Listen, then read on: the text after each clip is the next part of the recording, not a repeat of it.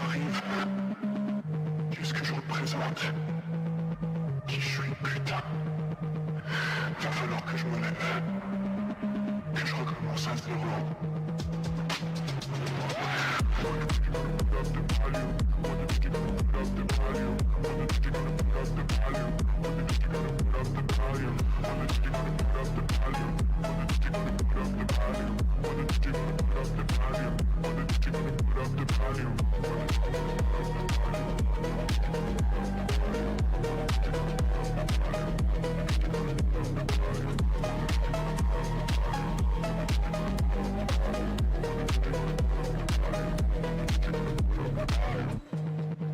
C'est bon comme ça que ça se termine. Une balle dans la tête, deux balles dans le ventre. Mais putain, faut que je me relève, que je me casse. Comment je vais pouvoir me sortir de là?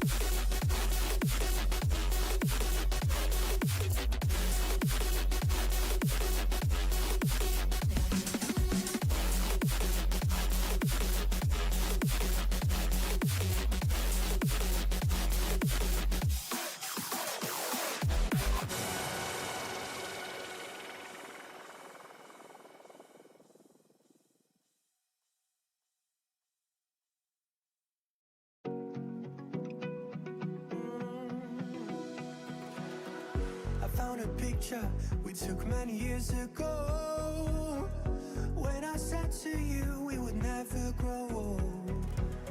Messages I've saved that I never send, cause I don't know you, but I used to back then. I remember that I was drunk out my mind when we kissed for the first time. In the back of your car we passed out counting stars. Promised all these years we'd pack our things and disappear. I never thought I would see you here after all this time.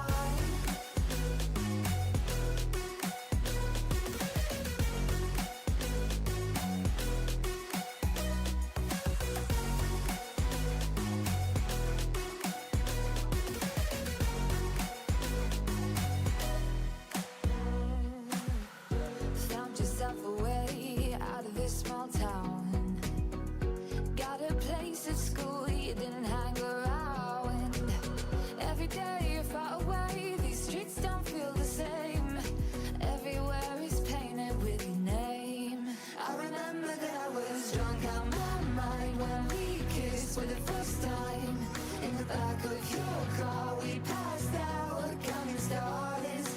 Promised all these years we'd pack our things and disappear. I never thought I would see you here after all this time.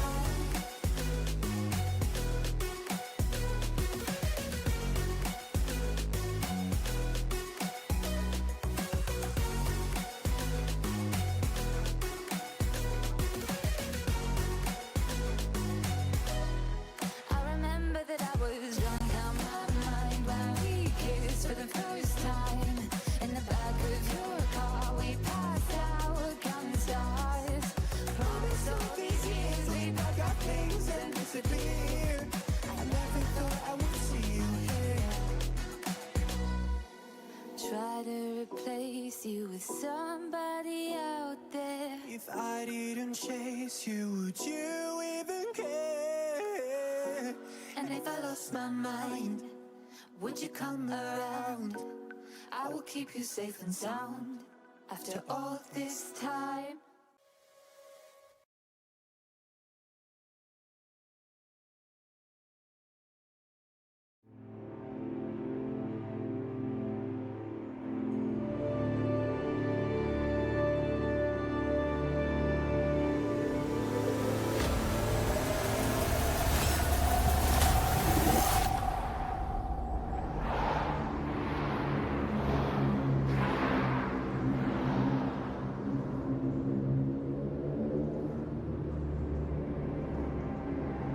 This isn't the end for you. Bigger plans have been made for you. I know it's been tough, but you've made it through, and I'm proud of you. You're tired but not defeated. Feel like a nail in a tire, deflated. Suicidal at moments you know you've debated. Depressed and you hate it. Wondering why you were ever created. The devil likes to prey on people like you and me. Most people say that they pray with an A when it's really an E.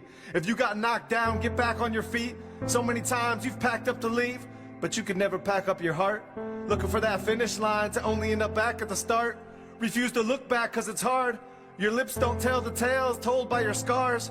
Think that you're ugly when you're really a star. Life is funny, it'll make you believe you're someone you aren't. And life might have pushed you a little too far. Pull on the drive and you sit in your car, wondering how you managed to make it this far. Watch time vanish, don't know which version you are. The person at church or the one at the bar. Verses didn't help as much as vodka did. Took 2 shots of it when the jitters hit. Knocked the edge off before dinner, kids. I didn't know church people struggled, was only taught sinners did. Truth is, we're all sinners, kids. And kids of sinners too. People try to act spiritual, it's what sinners do. God's love for them isn't any bigger than his love for you. The industry hates me for speaking the truth, but I'm not speaking to them, I'm speaking to you. The suicidal alone in your room, that pregnant teen with no clue what to do, that cutter who got judged, misused, and abused. I'm not talking to the religious, I'm talking to you. The imperfect, the beautiful. I'll try to get through you, poetic, it's musical. But they call me a witch, pathetic the crucible. I seldom mention Salem witches. Wish death upon others and get those wishes granted. But probably not how you planned it. What goes around comes around. The people who hate the most already live underground. So 6 feet deep won't feel so new when death rolls around. Pine boxes for blind foxes and wolves. My mind often obsesses on souls. If I had one wish, I'd wish hell would be empty and heaven would be full. I'm not afraid of death, but I'm scared to get old.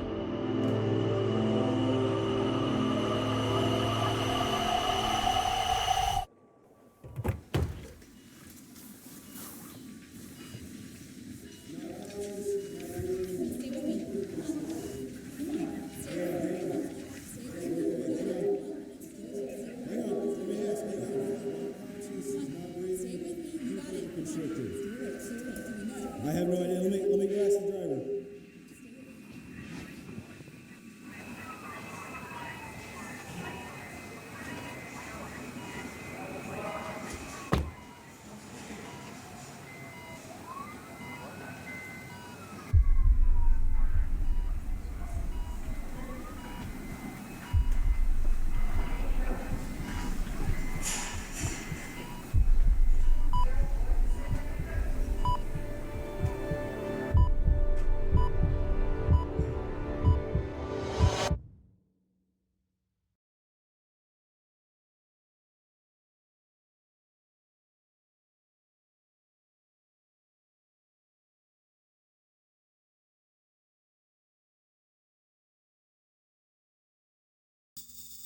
Let me test it. There we go. There we go. Now we got the mic working. Hello, you beautiful people. Welcome to another episode of the Tater-talks podcast. I am your host. If this is the first time of you watching us, I'm your wonderful host, Tater-talks, and this is my wonderful panel. Welcome once again to the Tater-talks podcast, where mental health, spirituality, and video gaming all coexist to rise to the very next level. Today, we're going to be diving into a deeply personal and transformative topic that I have decided for this week: the inner child, healing the wounds of the past. Whether you have heard of the inner child before, this is a brand new concept to you. It's all about exploring our childhood experiences that shaped our adult lives that we live today. We're going to be talking about recognizing unresolved wounds, breaking cycles of pain, and finding peace throughout self discovery and self healing. Stick around because we're going to be sharing practical exercises, answering listener questions from the people that are watching on all the platforms across the board here. And we're going to be deep diving into how reconnecting with our inner child can positively transform your relationships and overall well being. I hope you're ready to get started. But of course, as normal, standard protocol, we're going to be introducing our panel for today's episode. Starting off with Miss Birdie over here. You guys know her, you love her. She's been around for a couple of episodes, and I'm proud to have her as a partner for this podcast. Birdie, how are you? I'm good. How are you? Girl, I'm here. I'm here. Thanks. It's cold. It is 30 degrees outside. I got my heater going. I've got like some hand warmers over here. Got my tea going. Like, I'm cold. Okay. I'm cold. I'm in a blankie. Yeah. Got my um. hot tea in my blanket. Yeah. Right. Right. So, how has your week been? It's been good. Work has been great. I have the 3 days off, so I go back on Saturday. The only thing I'm kind of like worried about is my landlord came to the apartment complex today, and he was letting everyone know that he's going to be spraying the entire apartment complex for like roaches and pesticides and stuff. And I was like, okay. And I was like, if I'm at work, like, I don't care if you just walk in and like spray, like, whatever, you're my landlord. And he's like, yeah, everything's gonna have to come off the walls. And he's like, was like naming stuff like the floors have to be clean, yada, yada, yada. And I was like, told him, I was like, I mean, you see my house, like, it's clean. But I have my desk, this little table, my bed, all of that against the wall, and the couch. Like, you're not Bella. There's a bunch of stuff on my walls. Where am I supposed to move it? Yeah. So that landlord's expecting you to call a moving company just to And spray some just move everything Clorox. else. Yeah, like I'm sitting here, I'm like, okay, so now I'm stressed about where to physically move everything because it's a studio apartment. Right. So where that wall is, it goes all the way down, Okay. and it doesn't go very much further than that TV, which it is like a 70-inch TV, so it does go a little bit. And then like a smaller wall over here where a smaller love seat is. I'm just like, where do I move stuff? Especially a bed. Where am I supposed to move a bed? I mean, landlord says good luck. That Right. sounds like a you problem, not a me problem. So that's how my week's been. Hey, I really appreciate gifting the subs, man. I really appreciate you on that. Thank you so much. Um, but yeah, it's Yeah. definitely glad that you had a somewhat okay week. You got your 3 days off. We just gotta go fight the landlord. It's fine. Catch me outside. Um, Right. for our next guest, this lady has been spoken of in many, many different episodes. She has been always talked about from Birdie and Bug. And so last week I finally said, "Oh, well, welcome, welcome. Hi, Miss Bug. How are you?" I'm so sorry I'm late. Hello. You're fine. So Um, go ahead.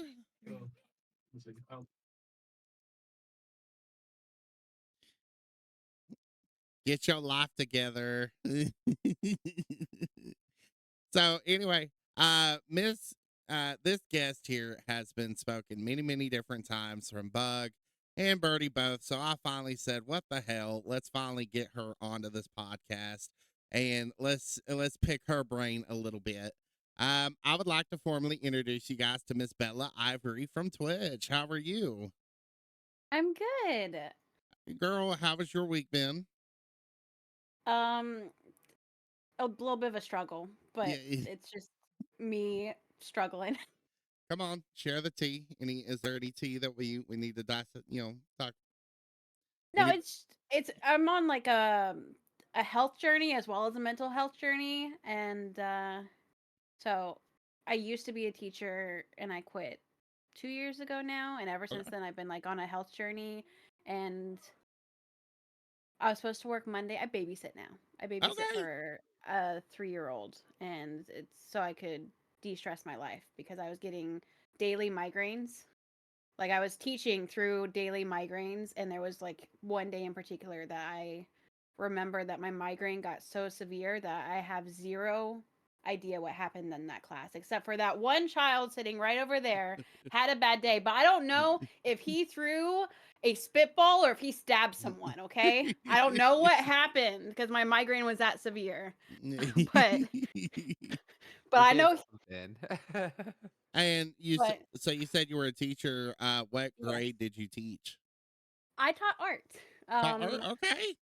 Pre-K 3 through technically, well, I I taught up till 8th grade, depending on the school. No, One, I got you. yeah, Okay, so primary, secondary level. Would that be correct? yeah, Yeah. Okay. and Awesome. so I quit a couple years ago, but now I'm babysitting, and so I was supposed to babysit Monday, but I'm supposed to pick up little man from pre-K at 2:45. I'm supposed to leave my house at 2. Mm, My husband normally works from home. He was working from the office that day, and he's driving back home, and it's 2:15, and he mm, sees my car on the side of the road because we don't have a driveway. It's only street right. parking where I'm at. Okay. And he calls me, and he's like, "Shouldn't you be gone?" And I was like, "What time is it?" And he's like, "It's 2:15." I was like, Yeah. "I gotta call that mama." So I hung up, called the mom. I was like, "I just woke up. I'm still in bed. I've been awake for like approximately a minute and a half. There is no Yeah. way I can go pick up your child on time." Yeah. And so she was like, I was like, "Is there any way anyone can go pick up your child? Because I can't do it." So she was like, "No problem. I got it." She was able to leave work. Because she has to like not gonna say where her and my husband work, No, right. although um some people from the Twitch first may know where he works. No, I got you. But like she works the lady I babysit works with my husband. Okay. So they work together. Yeah. Did I say for? They work with. They Um work with each other. Yeah. Yes, yeah. She even married us, so like she's Hey. basically part of the family. But like, so that threw off my week because I was like, okay, when I was asked to be part of the podcast, I was like, yeah, Thursday, no problem. I'll have all day to like put my face on, wake up, and then she was like, oh, since you couldn't work Monday, I work 3 days a week. She's like, let's do Tuesday, Wednesday, Thursday. So I was like, yeah, no problem. And then yesterday, I was like, when's the podcast? I got to figure out. I got to make sure I leave on time, because moms are busy. Sometimes she gets home later, like she'll run her errand. She'll be like, Bella, I gotta run to Target real fast. Is that fine? I'm like, no problem. No, I Fine. got you. I And got so you. I was just like, I got someplace to be today, Thursday. I gotta leave by this time. And she was like, no problem. So I got you. Well, we are definitely. I'm definitely excited to finally have you. I can finally get these two ladies to stop yapping about you, and finally get the they're my story girls. from the cream of the crop. Okay. And then finally, Miss Little Last Minute over here. Hi, Miss Bug. I'm How was sorry. your week? Uh, as you can hear, my voice is not the hottest. You were So just there's fine. that. But it was good. The kids are both sick. I took the youngest, to the doctors yesterday. He got a vaccine and three other shots. And they said that he just has a common cold. So that's what we all got. No, I gotcha. Well, I do, I do want you to know you don't have like if it's too much for you, you can type your answers and whatnot. Like I fully understand. I've been Uh talking every day for the past 3 days. You're good. Look, woman, I'm just trying to work with you, Well, okay? thank Like you. I don't want these people sitting there going, he literally forced her to show up and she can't even talk. slave driver. Yeah. Bernie. It was Bernie. I was like, oh, I sound like a man. And she's like, oh, girl, I sound sick too. Just come on. I was like, all right. But no, we are definitely glad to have you as well, Miss Bug. And I'm very happy to have all three of y'all today to go over to kind of dive in. I'm not going to lie, from my end, it's been sort of a wonky week. I have a couple of friends that are going to be coming over and, you know, um, just trying to help them with their life issues. Sometimes what I'm proud of is uh, sometimes toxic life at home can be very hostile. And what I enjoy is I myself am able to provide a safe space for people to come over if needed. Um, it's open space. They can, and we can kind of work through issues. So I've been kind of preparing, getting things cleaned up for that. Um, so she may appear on this podcast next week. I don't know. Well, we shall see. Um, anyway, to dive right on in, to start our journey on tonight's episode, it's important to understand what we mean by inner child. The foundational concept helps us frame the rest of our discussion this evening. Today, we'll break down the idea of the inner child, explore its relevance in modern psychology, and uncover how it influences our adult lives. Understanding this is the next step for our healing journey. Now, of course, as I advise every single episode, none of us are licensed practitioners. None of us are anything to deal with the health field besides Birdie over there. Hush up. Um, Anyway, this is solely our own opinions. Please don't think that we are like the state certified experts. We are simply trying to have an open space of discussion with the rest of the world. We feel like we four of us believe that mental health is an issue, and the goal of this podcast is to be an open platform where people can actually bring those ideas and discussions to mind without much pressure. With that little term finally being stated, let us begin. Let's start with Birdie over here. Let's start at the beginning. For those unfamiliar with the term, what is exactly the inner child definition to you? To me, it is something that we as adults cling on to, regardless if it's a memory, a song, a TV show, a toy, an activity, like that reminds us from when we were children that as adults will be looked out as like that's for kids. You know what I mean? Like Okay. so like for me, like I love watching people open Pokemon cards. Okay. And to me that is my inner child. I grew up watching Pokemon, collecting Pokemon. So it's just like it's what I cling to. Okay. Miss Bella, what about you? In your own personal mind, what do you believe the inner child is defined by you specifically? So when I think about like my inner child, I think about um I guess my innocent years, and so like the things that kind of make up my core about like who I was, and like as a child, and what molded me so that like it makes up like who I am.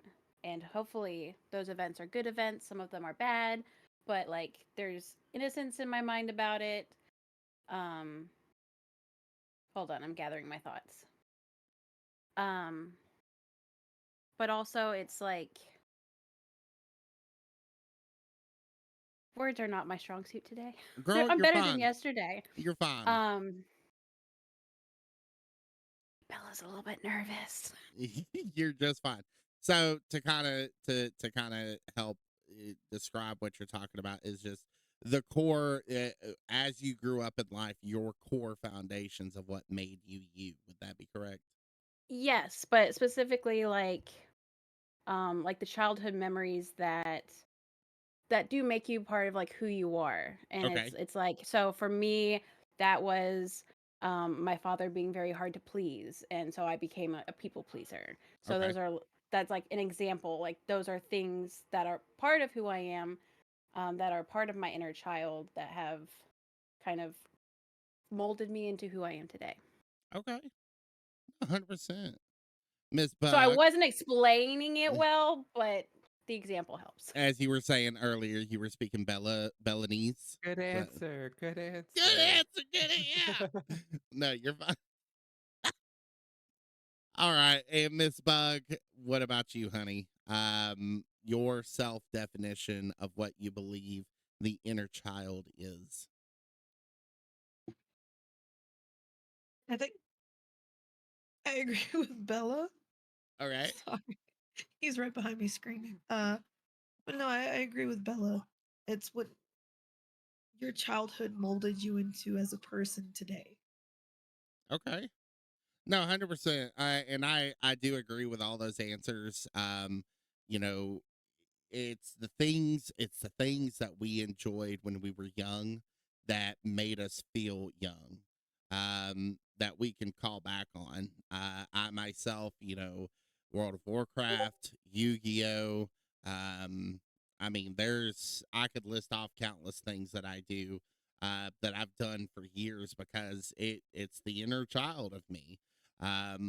Some people say video games are childish. At me. Meet me outside. I don't care. Um, Catch me in um, a 1v1. yeah, catch me in a 1v1. It'll be all right. Um, and there's a lot of people in our generation that literally play video games because it is our escape from reality. It is our escape from the nightmares that we have to face. Um, you know, Sorry, my mind drew a blank there. But yes, so I agree with all those statements. The things that remind us of when we were young, and that also built the core foundations of who we are as individuals today. Um, with that being said, Bella, I'm gonna call on you on this one. All right, let's go. How do childhood experiences, whether they are positive or negative, shape the way we behave and think as adults? Oh, it's super important. So I'm gonna get a little bit deep here. Okay. Um, I so we're allowed to talk about our traumas, right? Yeah. Okay. So I was molested when I was 4 years old, and it Mm, severely shaped my life. okay. Um, so like I remember the event, and I remember everything, but I specifically remember going to so it happened when I was 4. I remember going to kindergarten when I was 5, Okay. and they played a video for us, like not the first day, but somewhere throughout the year. It was Right. about a video about how your body is your own and you Yes. are allowed to say no, Yes. and it doesn't matter if it's an adult, cuz back then it's just like if an adult tells you to do something, you're supposed to do it, no questions Right. asked, cuz they're Right. an adult. And so that boy was kind of that video was explaining that, if an adult is pressuring you to do something, go tell a different adult, whatever. And I remember watching this video and I was bawling in kindergarten because I was like, how come no one told me this when I needed this information? I was 4 when I needed this information, and now I'm 5.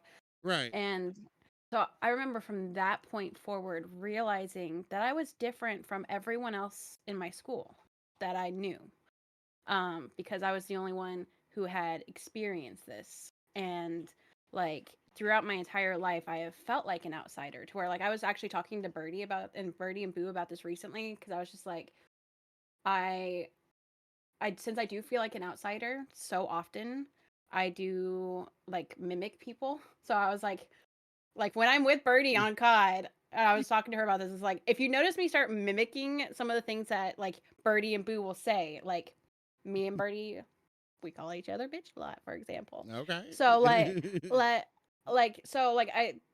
I start mimicking actions from people around me that I admire.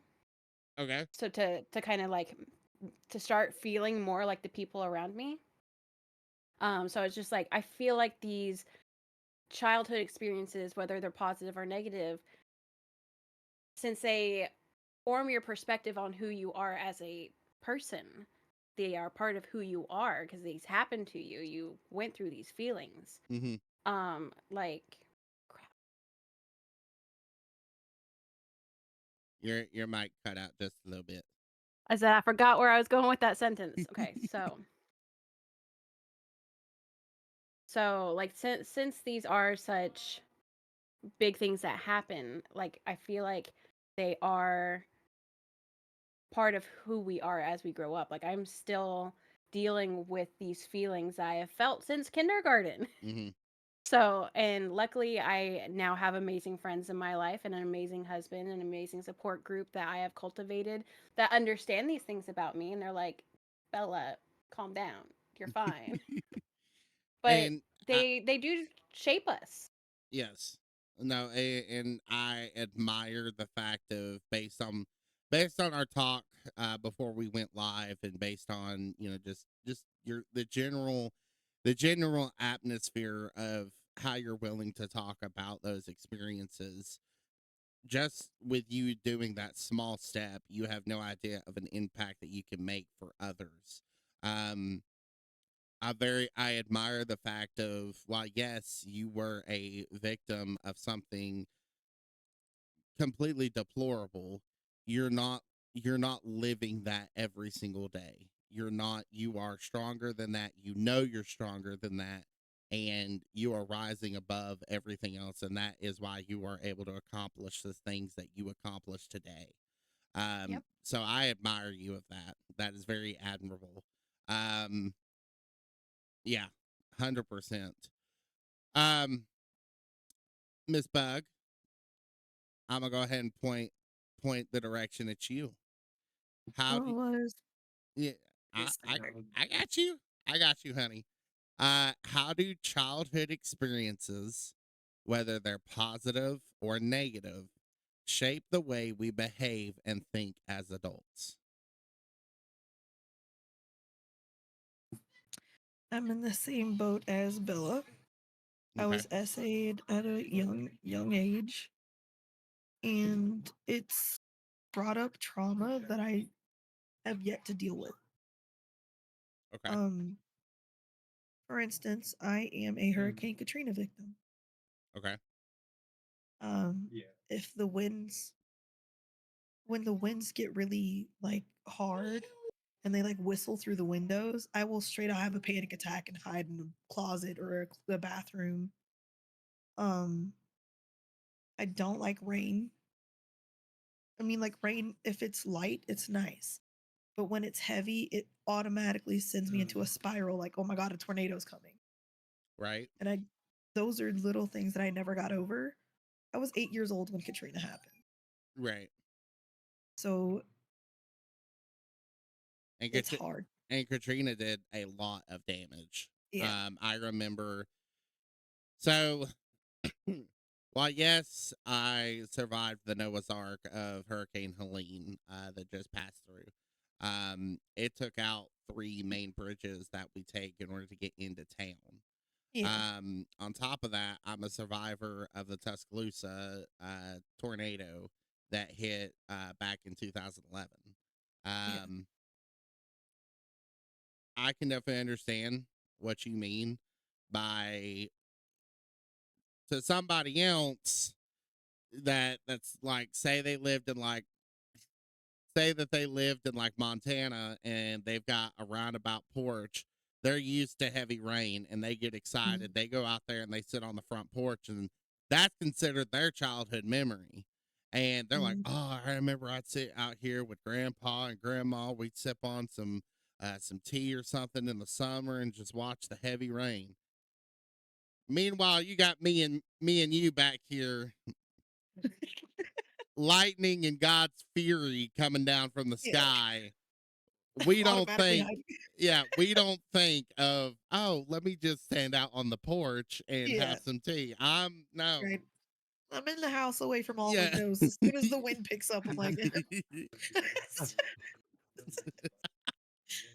I'm not Dorothy. Thank you very much. Welcome to right. Oklahoma. Like there'll be a tornado in your front lawn and people are outside like Yeah. I'm like, I'm all like, right. it's gonna pick you up. Like Like our first year moving here, we got a lovely apartment. It was beautiful. And the wind had started to pick up, and they didn't have good weather stripping on the sliding glass door.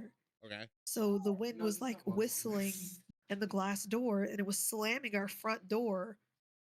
Like it was just terrifying. So I call my husband. I'm crying. I'm like, I'm in the closet, babe. I don't know what to do. And he's like, it's just the wind. And I was like, this sounds like a hurricane. He's like, there's no hurricanes in Colorado. See, Shadow literally just said, he says, I grew up in Missouri and we would walk out onto the porch and watch tornadoes. Yeah, we don't do that Mm, here. yeah, So I'm sorry. good. we do it here in So, Oklahoma. so I grew up in Alaska and I got used to earthquakes. And so the first Ooh, when I moved to Texas when I was 10, my parents got divorced and I moved. Um like we had a few earthquakes in Texas and I slept right through them. They were always in the middle of the night. I would wake up and be like, "Oh, it's an earthquake. Okay, I'm going to go back to sleep." But like the second there was a tornado, which happens more in Texas than earthquakes do. Like I was always terrified because growing up, we had no earthquakes or tornadoes in Alaska. So I was just like, the sky's going to eat me. so that's funny you mentioned that. What part of Alaska did you live in? Because I was at Fort Richardson, Anchorage for 2 years.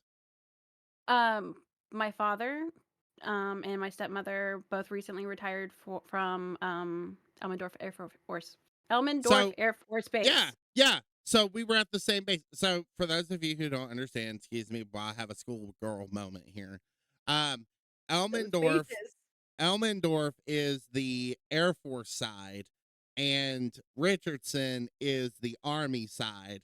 So they call it joint base because literally both bases work hand in hand together. Hmm. 100%. I know all about that. At me, catch me outside. I know all about that. Yes. That Um, playground on the base. yes. I love uh, that playground. if the YS, I don't know if you're familiar with the YS that was out there on the Fort Richardson side near Building 600. Um, sorry. Oh, I don't remember particular buildings. So Except there was like a daycare on camp that I went to during the summer. yeah. I went to middle school since there was no middle schools on Fort Richardson. I had to take a bus up to Eagle River. And I went to Grinning Middle School.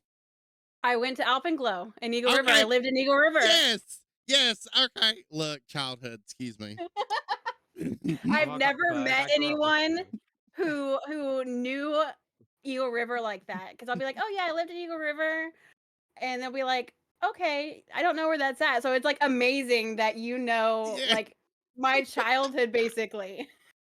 There's like That's one cute and Walmart. all. There's one Walmart and like 50 miles of each other. And you start I remember that when that Walmart got put in. yeah. Yeah, Alaska does not like Walmarts. I don't know why. They believe in Target for all you non-Tater speakers. Or Fred Meyer's. Yes, Fred Meyer's. They have Papa Murphy's like everywhere. My father loves Fred Meyer's. Dude, that's cute that like y'all grew up in the same Bonding, area. okay? We're You're bonding. bonding, okay. But I got to meet Bella IRL, so You did. I slept in that bed right behind you. Dude, that's total childhood moment. Excuse me. So sorry. Sorry, that That's was just like me by the such a inner happy child. moment I for love me. that. That was a huge inner child moment for me because like all those spaces, I was there from 2 to 10, so like Eagle River is Mhm. like my childhood. And did you ever go down to Soldotna or the Kenai River? Yeah.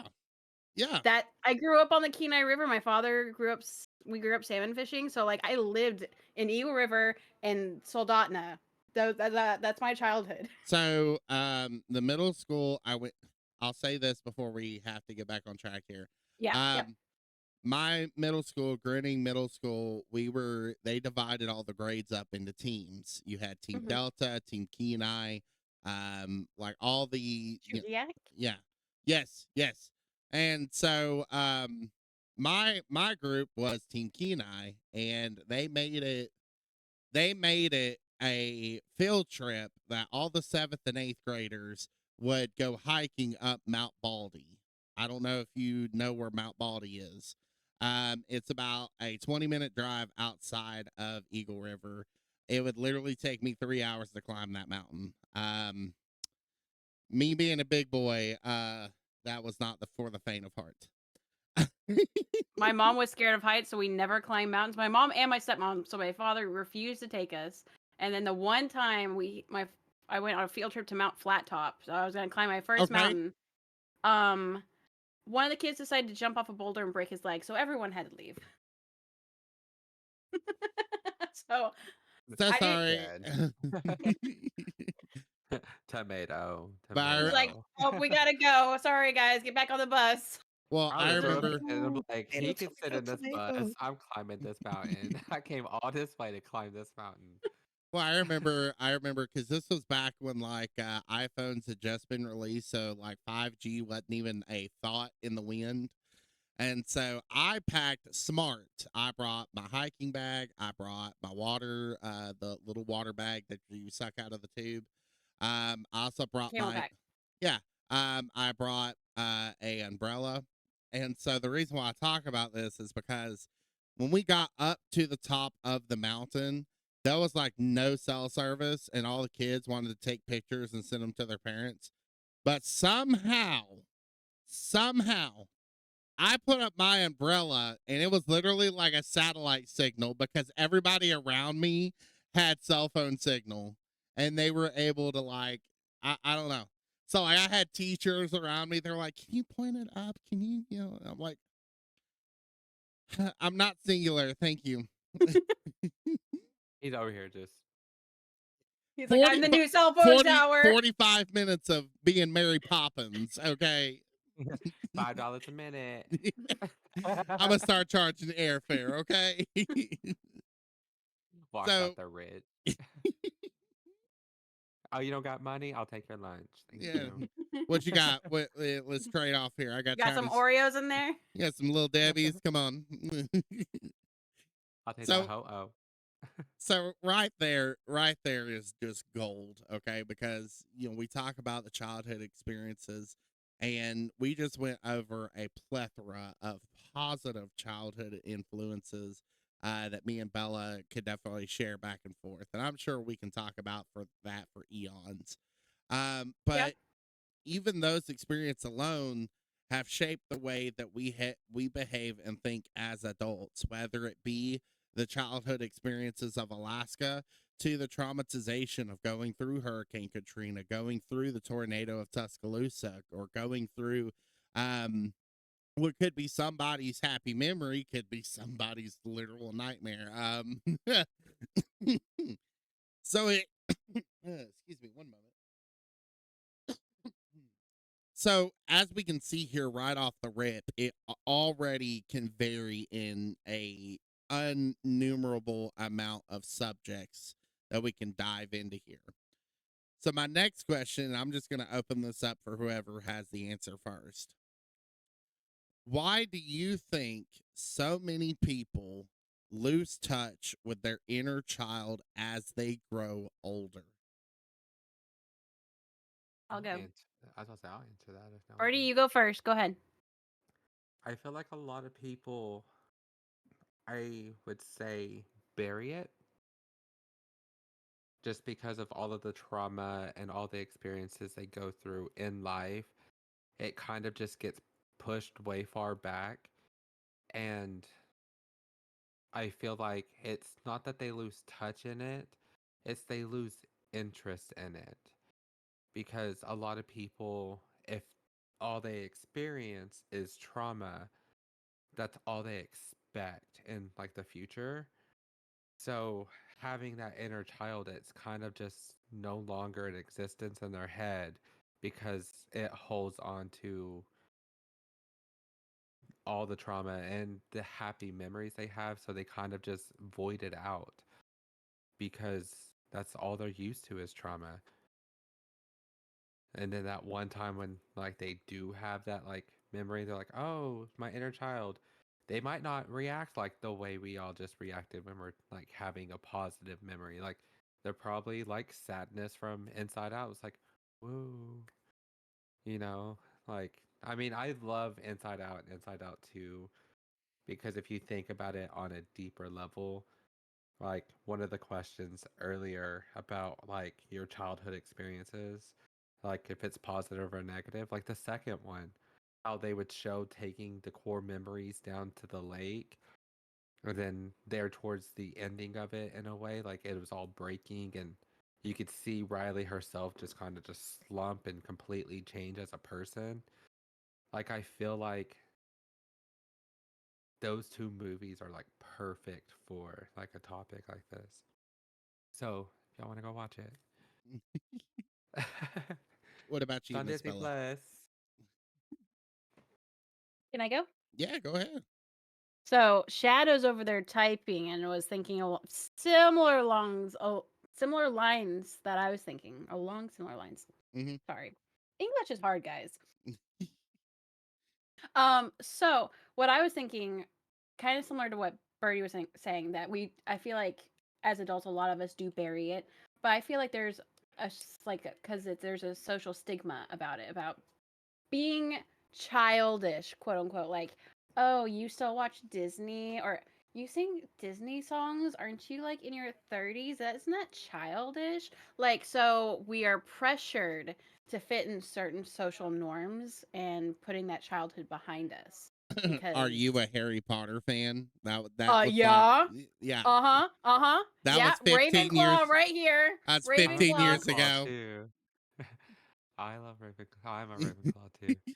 So it's just like it's not socially acceptable. So we are pressured to leave behind our inner child and to grow up because we have responsibilities.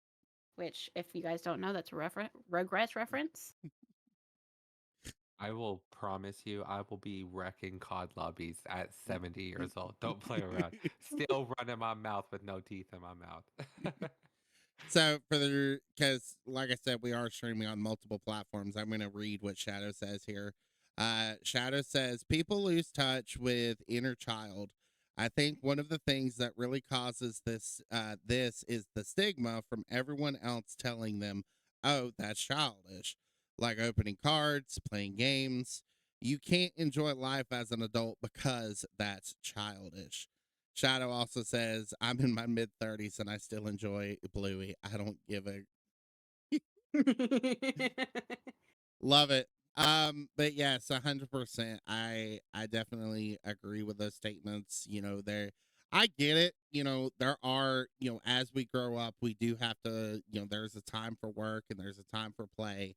Um, but coming back to the point of the trauma standpoint, I also agree with that point as well. Um, Sometimes when you've gone through so much, you forget the good things because you're so all surrounded by the bad things. For example, when so I've been, of course, I've been in a couple of relationships, and one of my biggest triggers more than anything else are surprises. I cannot stand surprises. I don't care how good it is. I don't care if you're going to be giving me a car.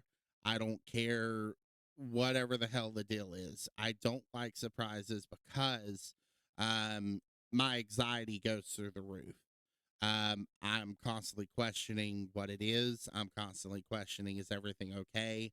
And the sole reason behind that is because every time a surprise is happening, usually 9 times out of 10, it was something completely the other direction.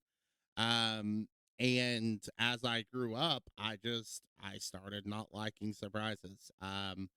And yeah, Bug, did you have anything you wanted to add before I continue on? Okay. Yeah, I'm just making sure I don't want to seem like I'm cutting you off or anything, okay? You're good. I got the big one next to me You're fine. whining, and then the other one in the living room is whining, and then him playing his game. Girl, you are just fine. But so coming back to, like I said, the experiences that we grow up with, and you know, to provide my official answer to this question is because so much bullshit has happened in our lives that we forget sometimes that we can be kids every now and then. There is some Go ahead. A lot of people have to grow up quicker than they would like to. Yes. My husband had to drop out of school and work full time because his parents were doing things that they should not have done. Hmm. You pretty much put the cream on the table for that one. I became a ward of the state when I was 15 years old. Um, my mother, nowadays, as I talked before, I do talk to her, but it's not as loving as a lot of people would hope for. Yes, my mother has her own problems. I have my own problems, but we accomplish them as we can. Um, I don't hold anything against her nowadays for what she did. Um, you know, she to kind of give perspective, when I turned 15 years old, she literally just drop shipped and left. Um, she went out and started dating a bunch of people, bringing home random guys, and it all kind of spiraled out of control from there. And then one day, I was leaving for school for my homecoming parade because I was in the marching band at the time. I remember I told her, I love you. I'm going to school. I'll be home late because I'll have the homecoming bonfire. I didn't get home until 9:30 that evening, to police at the door wanting to know where I was because she had proclaimed that she had gotten kidnapped and I got kidnapped alongside with her. Yeah. Uh Lot to digress there, but that'll be for another episode. Um um so yeah, coming back to the question of, because we have no choice but to grow up. When I was 15, I had to understand legal terms of what it meant to be a independent, a under what do they call them, an emancipated minor. Um, I became I at first was a ward of the state. What that means is you don't have a guardian. You're literally just at the free will of the state. Um, Luckily, my uncle took me in, but he didn't really have state powers, as they like to call them. So, like, if I wanted to go on a field trip with something for somebody, the Department of Health actually had to sign the permission slip in order for me to go. Um, it was crazy. I also learned I had to learn a bunch of legal lingo because um, I had school fees. I had about $1,500 worth of school fees, and the school was threatening not to allow me to walk, regardless of the circumstances. So I had to have meetings with the district superintendent to enact what is the legal term that Alabama calls it is a McKinney veto. Um, it's literally voiding me of all school fees due to the fact of I'm an emancipated minor due to the circumstances. Um, that took 8 months to get approved. We didn't know until like 2 weeks before graduation whether or not I was going to be able to walk. So I think that's ridiculous. It's not like you had a parent being able to pay those fees because you were a ward of the state. Like the state should pay those fees or just waive them. Like it shouldn't have been that big of a deal to the state. Well, and what I find so ironic is, my school actually shows up on a lot of memes. Um, so I hang on, I'm gonna share my screen so that way y'all can see it as well. Let me go here. Yeah. So Okay. you may or may not recognize. See, It's about to be Quahog School. you may or may not recognize the look of the school from a meme. So that little That does look familiar. where it says county high school, typically they cut that portion out and then it's like a meme question of, do you remember back in the day you went to high school? That's the picture of the school they're showing. And that's where I graduated. Hang on, let me see if I can get one. High school. Let me actually not share this just in case I come across something. Understand.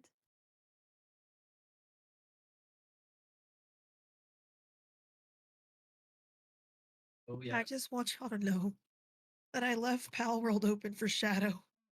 And I look back and all my pals are dead. Because he's playing on my world, so I had to leave it open and I come back and everything's dead. Oh, Shadow, you're not taking care of her pals? No, he's taking care of him, but he just got raided and then my pals died. Oh, So now no. I'm just trying to hurry up and build some walls so it doesn't happen while I'm AFK again. So if you see me looking off, it's because I'm building. I'm so sorry. Not all your pals. Dude, every single one of them is dead. You were working so hard on I was. getting them all, like filling out your Pokedex, Pal Dex, whatever it's Pal deck. called. I was working on my pal deck. Dude, I remembered why he's doing this. I was playing Pal World, and I had some like high level pals, like that little silver dragon thing. Yeah, I had the red, like water lizard thing. yeah, Like I had some powerful ones out there, and I always made sure they were sitting there like working. So when I did get raided, they yeah. would tear it up in the system, Yep. God. Until like the bigger like, I guess my base was too close to one of those big like mammoth things, and a Yeah. raid happened, and it made the mammoth mad, and it came and like charged my village and like busted it up. I was like, Jeez. yeah. Needless to say, I rage quit because it tore up my face. That It, sounds just like you, Birdie. it beat up everything. Yeah, it was bad. So I was like, you know what? I worked hard on this. I'm quitting. I don't Yeah, need I to can just see figure out Birdie all now this. be like, you know what? I've already spent way too much time on this. I'm done. So I can't necessarily find a quick picture, but if I come across one here soon, I'll put it in our little group chat. Yeah. But yeah. Oh my gosh, I'm gonna name this chat. Now that I'm thinking about it. So my final question before we go over into my next segment here, um, are there certain life events or triggers that tend to bring the concept of inner child into focus for people? I feel like that's person specific. So I feel like it depends on your personal experiences when you were a child. Like a couple years ago, I flew back to Alaska because I had to show my husband Alaska. Right. We've been dating for over 10 years and he had never seen it. And I was a big child during that entire time. I felt like there was magic everywhere. 'Cause when I remember Alaska, I remember like the magic of going into the woods and becoming a witch and picking moss and berries and making a potion. To becoming a Imagination. witch. Yeah, I was using my imagination. I found a wand on the ground, you know, If and Bella also comes up a missing, ladle. if Bella Like comes up missing, someone burned her at the stake. They heard she was a witch. apparently, I was a witch and also a Catholic schoolgirl. So I've been in various roles in my life. But like no, like the Alaska woods are very like I just look at it and I can feel the magic in my heart. And to me that was like my inner child just celebrating and just being so happy to share all that magic with my husband. So I think it depends on your experiences and like what makes you happy. So Okay. So so you believe it's more personal than is it being more I literally had the word at the tip of my I don't tongue. think it's gonna be the same for everybody. Yes. Okay. See, I feel the same way. Just like I was on TikTok like a year or so ago, and after scrolling through TikTok for like an hour, a video popped up and it had a song on it, and I instantly like teared up. I was like, I haven't seen or heard this song or this TV show since I was like 10. And so I downloaded the song on Apple Music and I listen to it all the time now. But when I like talk about it to other people, they're like, "What?" And I was like, "You mean to tell me you don't know what this is from?" And they're like, "No." I'm like, "Oh." And it like kind of hurts, but then you're just like, "Wait, like I had a different childhood memory than you do." Exactly. But it's a uh, what is the song actually called? It's like a world with monsters or something like that. Is Boo frozen? Am I frozen? My bad. A world without danger is what the song's called, Okay. and it's from the TV show Code Lyoko. So growing Okay. up, I watched that Oh, TV show Bioko, all the we are time. standing tall. Yes, that Oh, was on a Bioko. TikTok video, and I was like jamming to it. I was like, "Oh my God, I missed this!" And Yes. it brought up so many. And it, I think another thing about like memories with your inner child is it doesn't just unlock that one memory. It unlocks a bunch because I remember being at my grandma's house and waking up to watch this show. Hmm. The smell of her coffee and her cigarettes because heaven forbid she didn't care if she was sitting right next to you. She lit one up. It was just right there in your face. But like, I just, I don't know. I No. understand I what you're saying. yeah, like I agree with Bella because like everyone is different. but I do feel like there are a lot of life events that will trigger a like a bunch of people. You know what I mean? No, I agree. I agree. Like if Like you were to sit there and yell, "Let's get down to business," what's your We natural response? defeat the Huns. Huns. Exactly. Or on the other end of the spectrum, like that's a positive one. Yeah. Um, these two ladies right here have a trauma, a similar trauma. And if they were to watch a video or a movie and it like doesn't necessarily have to be about anything like that, but say it happens in this movie or this video or whatever, it could be triggering to them just because they both had that one experience. So I think it's just situational. So before I give my answer on it, two things really quick. Bug, you're still frozen. If you'll leave and come back, that may unfreeze you, love. She just sat there. Yeah, she was like, I was like, she's not moving very much. Love it. I caught it a couple of times. I was like, damn, she's good at She this. really good. Uh, I didn't uh, know we were playing this game. But I did see a TikTok where it shows something like that. It's like how to get out of a Zoom meeting for work. And it's like, I was at, and they just like froze themselves. Like, she good at this. But back on what you were saying, Brady, about like a song. So like my grandfather, like back when I was T90, like 3, 4, 5, he used to like sit me on his lap and sing Froggy Went in a Courtin'. So like a couple years ago I just randomly remembered that, and it just brought back all those childhood feels. Like it's not him singing it to me. I'd have him sing it over and over again. And he'd finish the song and be like, again, and he'd be like, one more time. It's been 20 times I've sung it to you. I'll sing it 21 and then we're done. And that's what I like because it didn't just bring back the memory of your pawpaw singing it. It brought back so many more memories. And I think Exactly. that's really cool. so before I give my answer, Mr. Mystique over here says, I agree. It depends on the person. Look, she's unfrozen. Yay. Round of applause. Round of applause.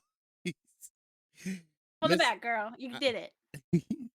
Mr. Mystique says, I agree. It depends on the person, but every person has that one person, place, or one person, place, or thing that will bring out their inner child.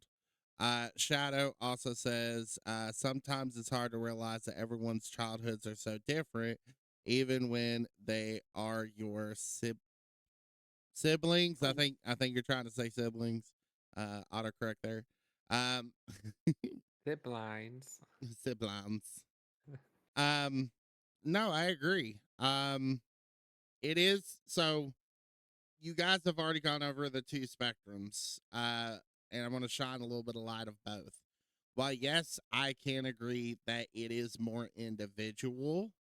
It's individual, of course, when you're kind of by yourself, but it's not individual as a whole because, as we literally just sang Mulan, we all just had a connection that was not individual. We all can recall Saw that your same. eyes light up.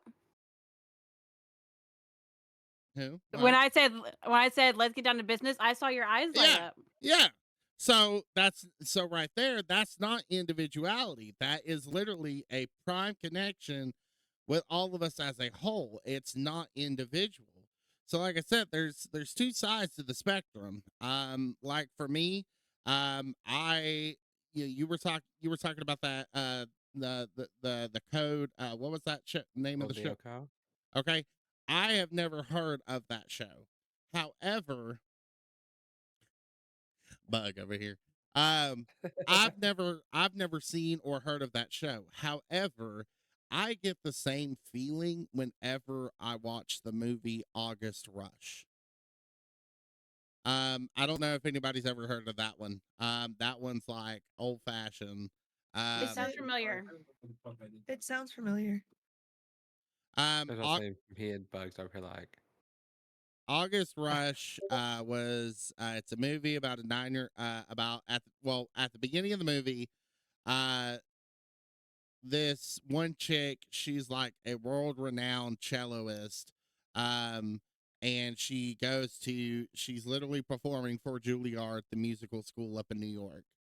And then the guy, he's literally some soon to be garage band type dude. And they both fall in love on the first night, and they end up having a kid. Well, at the beginning of the movie, um, they unknowingly thought the child had died, and the child ended up in state foster for New York. He essentially, without going over all the big things, he finds his family through the art of music. Because he was able to have a tuned ear, and he was able to craft these masterpiece scores just out of his fingertips from understanding music. It's a beautiful movie. It's got Robin Williams in it. It hands down one of my favorite music movies outside of Mr. Holland's Opus. Oh, now that you describe it, I feel like I have seen it. very beautiful movie. Mystique says, yeah, me and my sister are only 6 years apart, but we lived such different lives, but we both quote the same movies and recall the same memories. Okay, yeah. So another example. It's not exactly, well, yes, from the start it can be individual, but it's not always the individuality. Um, all of us remember being fangirls and fanboys over Harry Potter. The women, they had, Team Edward, Team Jacob back in the day. I mean, let's be real here. And there's many different things that we have today. Um, I have Game of Thrones, I have Lord of the Rings. You any guy within a 20-mile radius, if there's a group of y'all in the bathroom, 9 times out of 10 somebody's going to try to do the Halo theme. Let's be real. I was about to say, there's like a whole bunch of women right now that if you mention Akatar, they're gonna be like the Bat Boys. So like, Could y'all imagine walking to the bathroom and just hearing the Dude, just you like have you have no just like idea. what? You have no idea how bad that connection feels when it's like in tune. Oh. No, Um but can I shed a little bit of light, especially on the point you just made and the yeah. point your chat just made?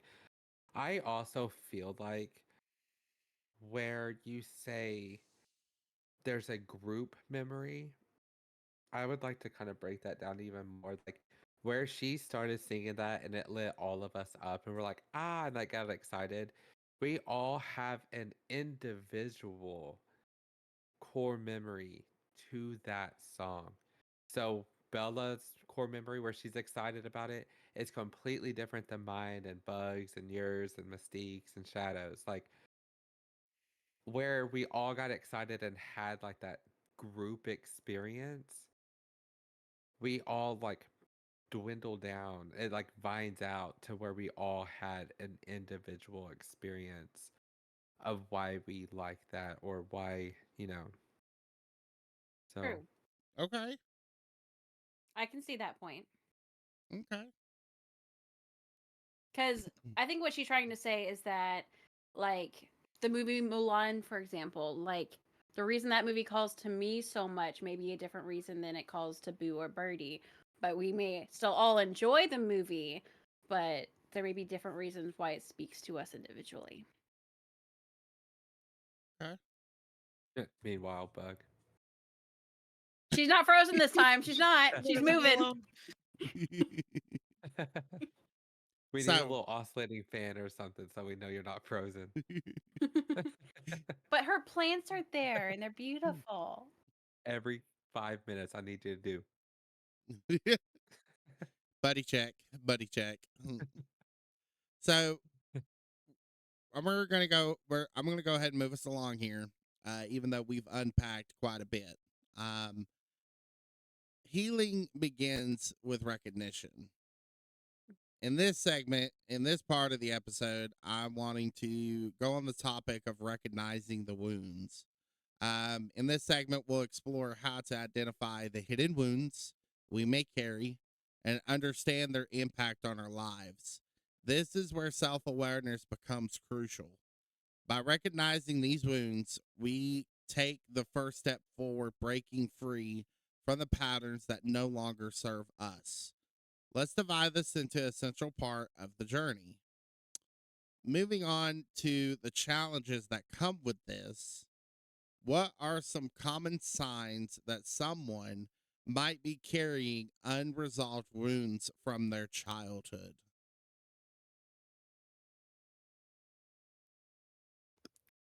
I can think of a couple that pertain to me.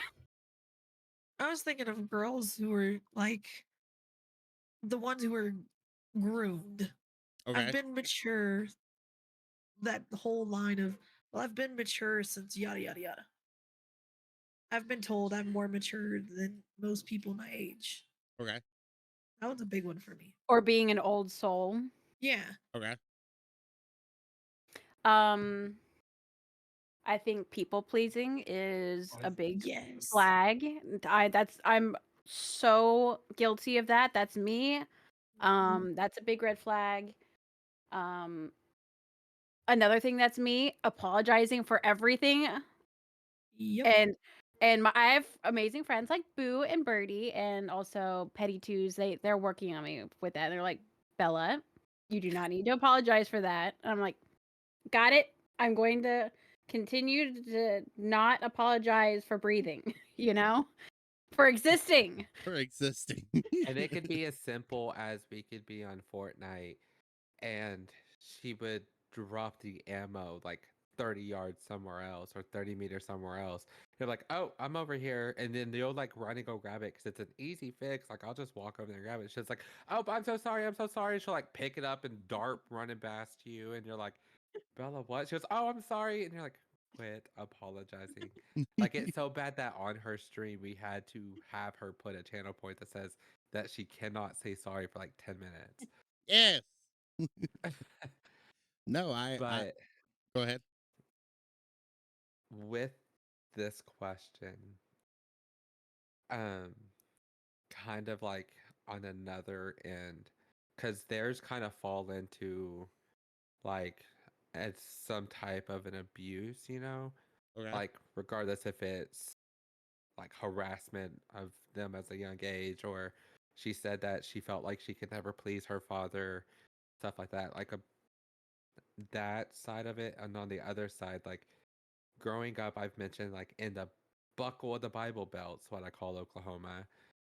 Um, Growing up in the LGBTQ plus community, like there was always harassment, there was always bullying, and just like I don't remember one time going to school, even though I graduated as a valedictorian, that I had a day where someone wasn't walking behind me trying to like trip me or slam me into a locker or like just the straight up bullying. So like growing up, like with that kind of unresolved wound, it's taught some of us that had that same experience to have a I don't give a fuck attitude. So like if y'all catch me on COD, someone tries to like come at me sideways, I'm like, bro, I don't give a fuck, and I like start like going off on them. And I feel like that resolves from like carrying around an unresolved wound from the bullying and the harassment from when I was little. Because who knows, I would be probably as nice as Bella if I didn't have that trauma from when I was little, like that experience. Okay. Anybody have anything else they want to add before I give my spiel? I forgot the question. So the question is, moving on to the challenges that come with this, What are some common signs that someone might be carrying unresolved wounds from their childhood? Um, you yourself, you were going over apologizing when it's not needed. Um, you, Birdie was going over the issues of going through high school. Even though she was at the top of the class, she herself was, scared to be pushed into a locker, bullied because of the way she lives her life, um, and being a part of the community. The, the alphabet mafia. I That's think what they call themselves now.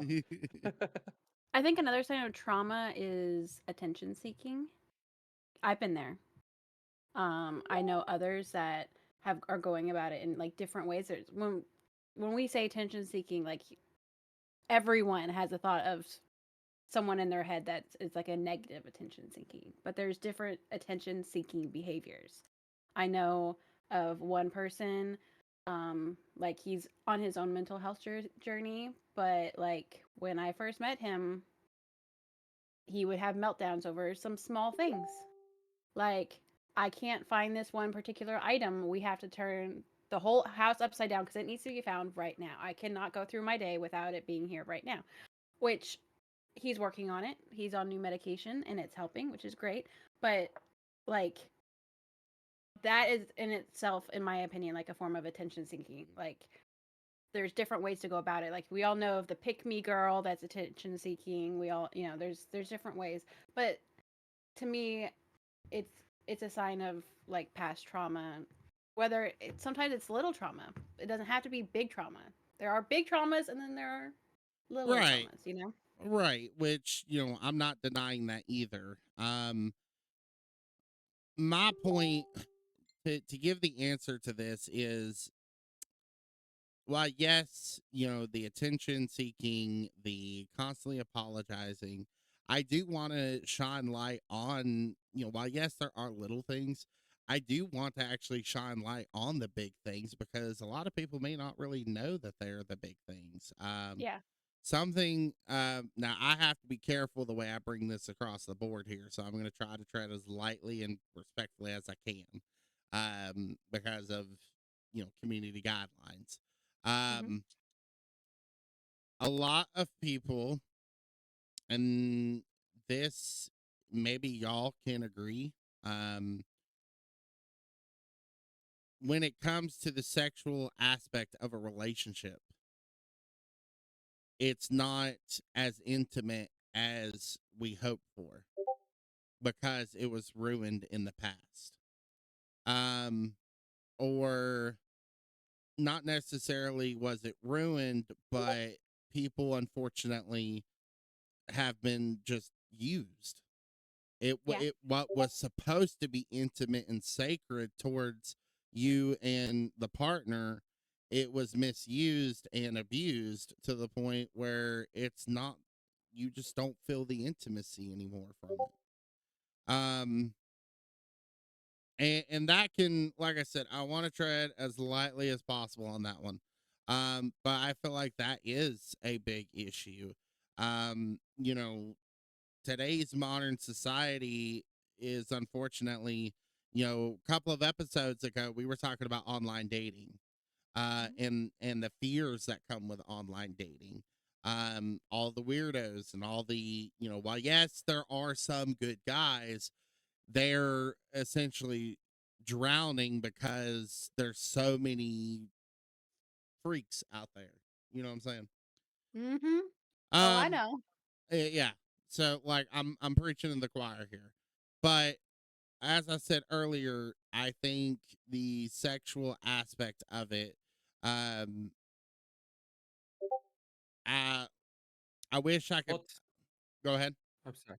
To kind of reiterate, like how you worded that, like someone that was abused, I'll Okay. use that word, could potentially grow up to be asexual because Correct. they don't want that experience. They don't crave it. Like growing up with someone that wasn't, like they probably have that endorphin where they're like, ooh, like I can't wait to have it again, you know, Correct. to where someone might be like, I don't ever want to have that again because it could be triggering based off of like Correct. that trauma from that. Correct. And that's exactly it. You pretty much you polish it up the way I was hoping it would come across. And I appreciate that. Mhm. There's people that grow up to be asexual because they were so traumatized by it. And the true intimacy has been taken out. And so whether or not they're able to build that back with somebody trusting, or they may never cross that bridge again, you know. Go ahead. You like I your Yeah, yeah. There's also the opposite end of the spectrum there that like not only can like someone with that exact same example, someone who's been abused, maybe one person might go asexual, another person might go hypersexual. yes. So just because we're saying that like there's one response to it, there's not. So if you are someone who's like, why am I not having the typical response? There is no typical response. Please be on your mental health journey and accept like who you are and like what sorry, I don't know what's happening with my camera. Like accept what happened to you. Like never mind. Excuse my poor choice of words. No, You have to you're speaking English.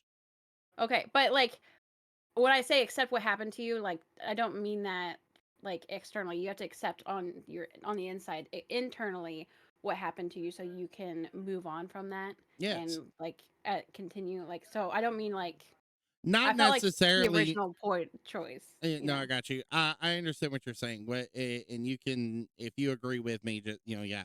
Um, it's not essentially forgetting and forgiving the past because it happened. You're forgiving. You are forgiving what happened to find peace for yourself. So that way you can finally end the nightmare. Yeah. Yes, it happened and it was a very deplorable thing.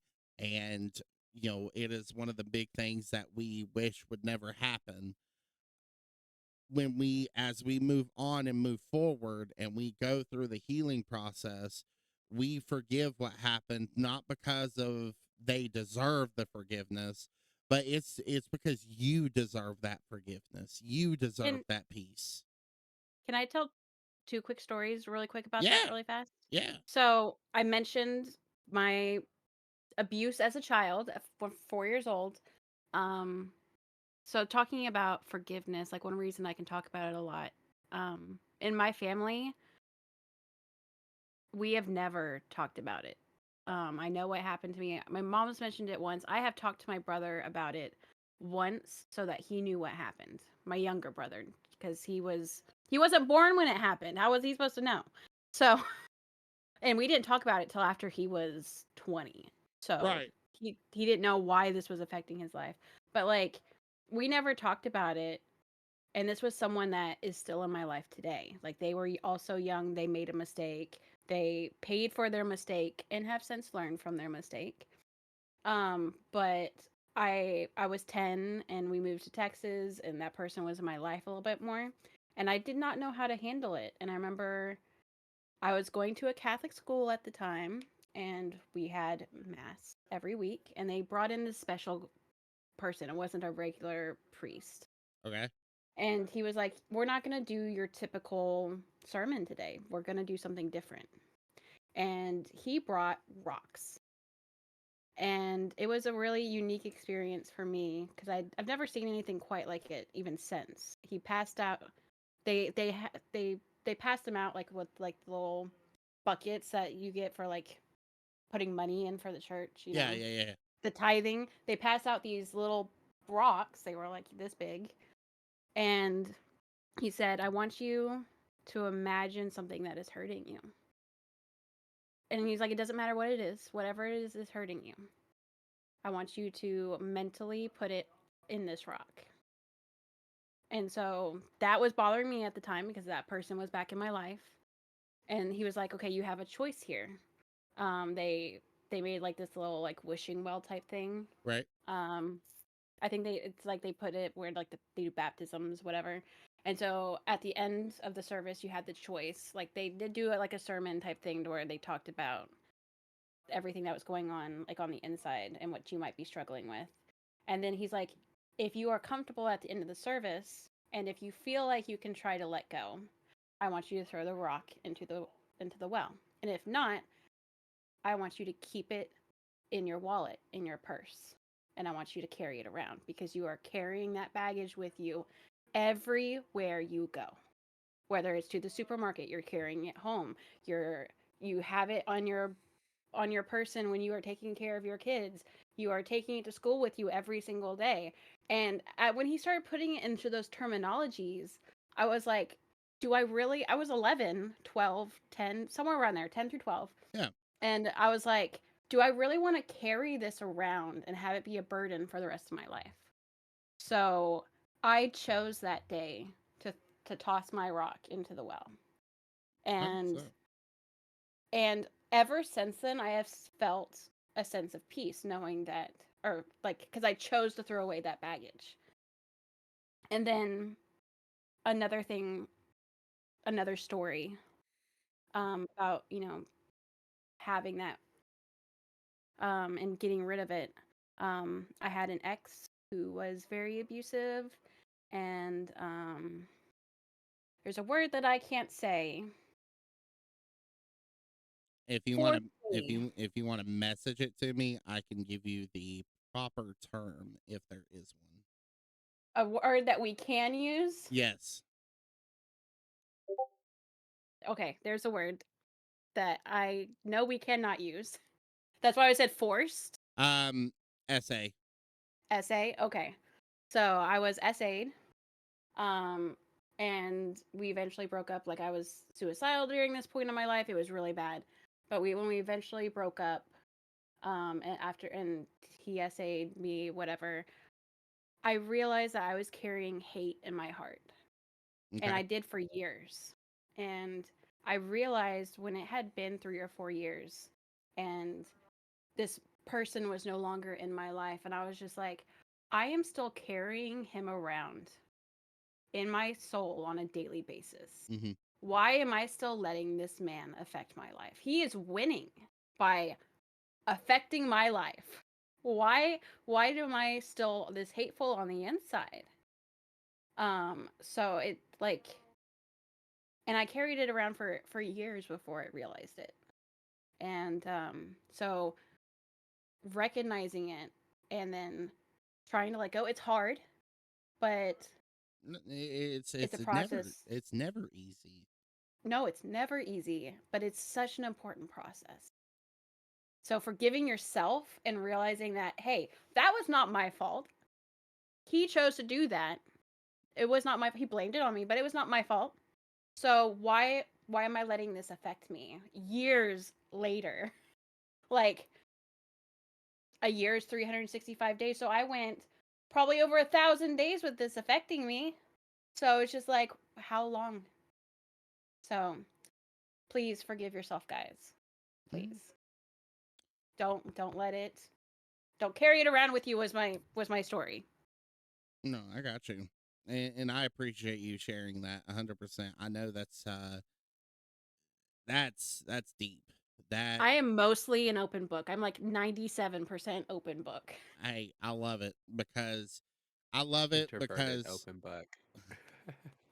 I love it because you are not only is it going to help yourself, it is helping the people who watch this podcast. I will say that if you are struggling finding someone to talk to, whether it be your friend, your boyfriend, your girlfriend, someone to talk to helps. I have told my story multiple times. The first time I told it, I remember it being very difficult, but I felt lighter afterwards. So if you have not told someone, find someone that you trust to tell. It can be a therapist. If you want a therapist, please find a therapist. If you are not comfortable with a therapist, find someone to talk to, that your best friend. They will be on your side. Mm-hmm.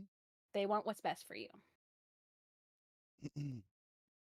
So for my next question, while we're honing in on this, um, do you feel like these unresolved issues tend to manifest in relationships, work, or personal well-being?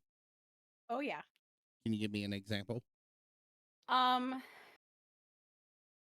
So my trauma from, I'm gonna call it 19, when Yeah. I was with my ex SA. Yeah. We're just gonna call it my 19-year-old trauma Yeah. Yeah. Yeah. for when I was 19. So, um, that experience affects my relationships today. Like,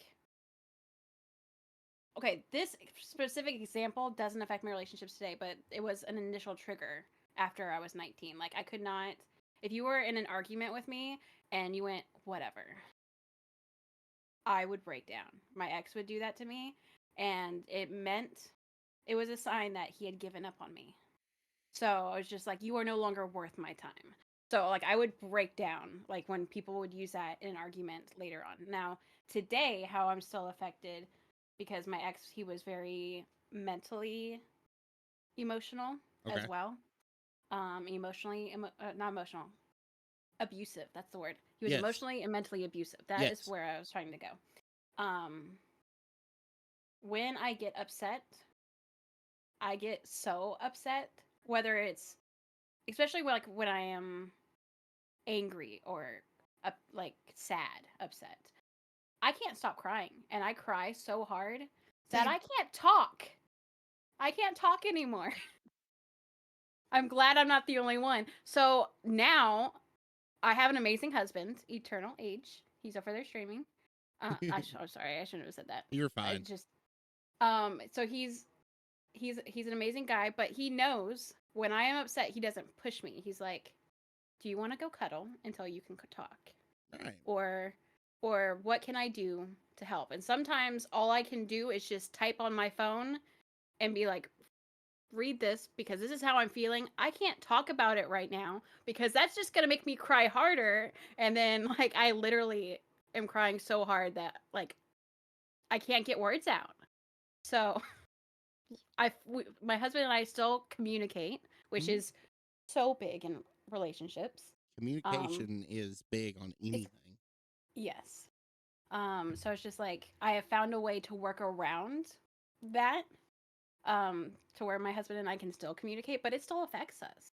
And there's times after my essay where I'll just freeze if the mood hits me wrong, and he'll freeze with me because he'll maybe he's touching my shoulder or something, and he'll feel me freeze, and so he'll just stop and be like, "What do you need me to do?" Just like, just you're fine. I just needed a second. So, but he never pushes me either, Right. which is important to me. So I feel like they absolutely still affect me. You just have to find ways in your relationship to still make it work and still communicate and still be working with your partner throughout these traumas and experiences. So for my people watching here, I have a little exercise for you. I want you to take a moment to think about a memory from your childhood that still invokes strong feelings that you have today. And just take a moment, and I'm going to go slow with this. Do you want positive or negative, or do you not care? I'll get to that point, Sorry. but just pick a memory that still invokes strong feelings today and ask yourself, what does this memory reveal about the way I approach life today? If you have a pen and piece of paper with you, I want you to jot down your thoughts, and I want you to reflect on them later. If you want to share them in the comment section, and you want me to kind of read it to the panel here, I would be more than happy to do that. I'd be honored.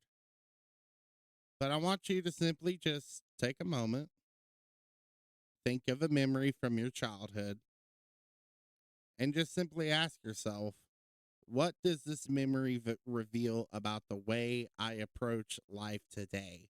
Why does it make me approach life the way it does? For me, you know, uh, my little memory is always whenever I was performing in band, or for the choir or acting. A lot of my acting memories, I loved those because it made me feel like I could become any character that I wished. Um, I loved the creative side to it. Um, when I was a senior in high school, the play that the spring production that we did was called Back to the '80s, and I remember the drama teacher literally gave me $50, and she was like, "This is for your costume. Do whatever you wish." I went to the thrift store and I got the palest blue jean shorts that I could find, the most neon colored shirt that I could find. I painted my nails in 27 different colors, all neon colors. My hair was in 36 different rubber bands, um, all like wacky, like literally just everywhere. Um, and then I bought a lightsaber, a Star Wars lightsaber. And yeah, I wanted to bring out the essence of every big thing that happened in the '80s. Um, I had like a Diet Pepsi with me because like Diet Pepsi was like the biggest thing back in the '80s. Because I couldn't find the tab soda. Um, yeah, I'm just screaming because of the hair ties. I remember. yeah, I yes. remember the hair. Um, but a memory like that literally builds me of who I am today. Of I can become any character that I wish. If I want to be, I've worked in the corporate world for 10 years. If I wanted to be, working the 9 to 5, in a suit and, dealing with clients all day long, I can do that. If I'm living the dream like I am now of starting a podcast and literally just talking and having a good time with anybody that watches us, I can do it. If I want to say, you know what, I'm done and I want to take my truck and disappear, I mean, I can do it. I can become any character that I wish. See, going with that, that's kind of like the same with me. Was back in the day. Well, that's not stop, but back in the day, Money! we didn't have a lot of games. But when they started coming out with like the newer stuff, I remember when Sims first came out and you could make your character whatever, look however, do whatever. And I remember when I was little, my parents were always like, okay, you need to get off that now. And so when I would have to get off, it always kind of like hurt because I no longer had that like expression of like I could be whatever I wanted to be. So I feel like it kind of shaped me, like that creativity I had shaped me with today. I'm going to be quite honest, I live a very boring life. Like I stay at home. Don't we all? All I go gamers. home. Oh, right, we're all gamers.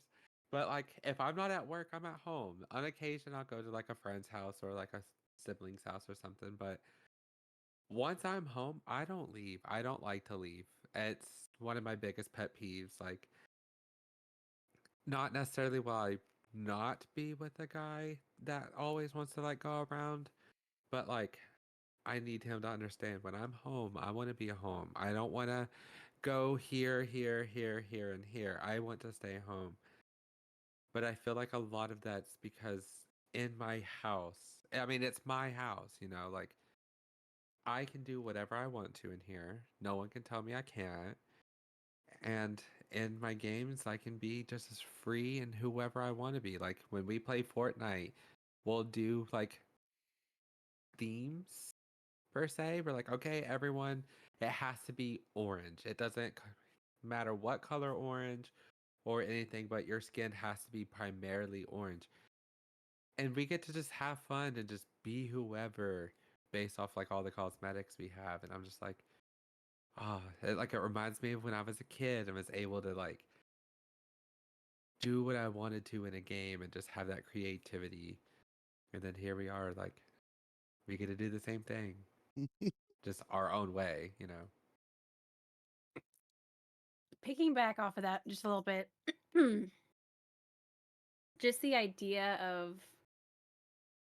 in that game you were able to be whoever you wanted and create like this new character. Like Sims, you can be anyone. Like, what was there anything out like at that time period that was comparable to Sims back then? Because I feel like that message itself is a huge message. I'm Be fairly certain Sims was the very first thing. Life like- simulator. yeah. yeah, and be who you want to be. You could BARBIE. like just that message is Okay, Barbie. so important. So normally I don't do this, but like I'm really digging this subject and I really love the slow burn of how we're doing this. I'm gonna request that we take 5 minutes for to use the restroom. Because I really gotta use the restroom respectfully. Um we're gonna go to break for 5 minutes. Don't go anywhere because we still got a couple of other things to talk about. And I really normally we would end the podcast right now. Typically this is it, you know. But like I'm really loving this. This is such a And good conversation. yeah, I'm loving this.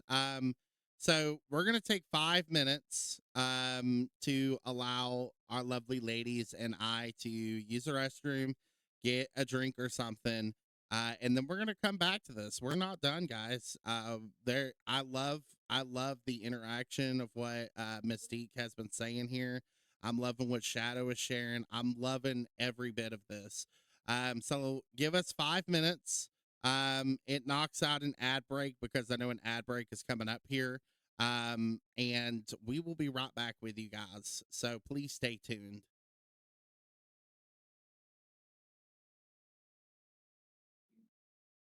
I do what I want. Hear me now. Watch me go. Lose control. Is this real? All I feel. Make the signs. Every time it's real. I do what I want. I do what I want. I do what I want. I do what I want. Hear me now. I do what I want. And then he giggles. I hate him.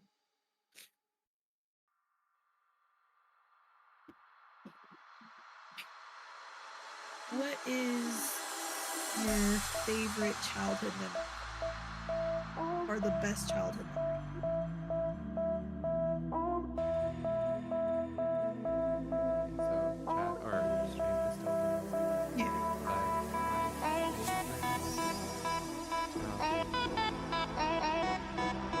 Would have to be Algebra. That one would be a good one. I think I told the story. That one was great.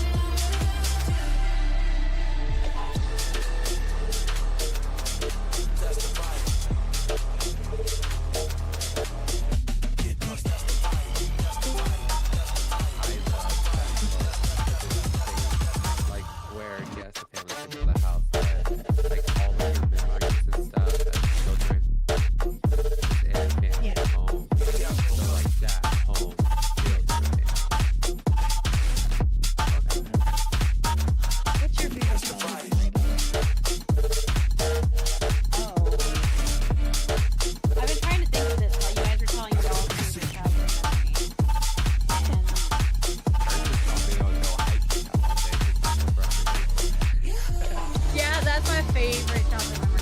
She said that when we got to the bus and broke his other ankle. Oh yeah, because you know me, Bernie. I am the type who would be like, let me break his bone. That's you. Oh, yeah, we were just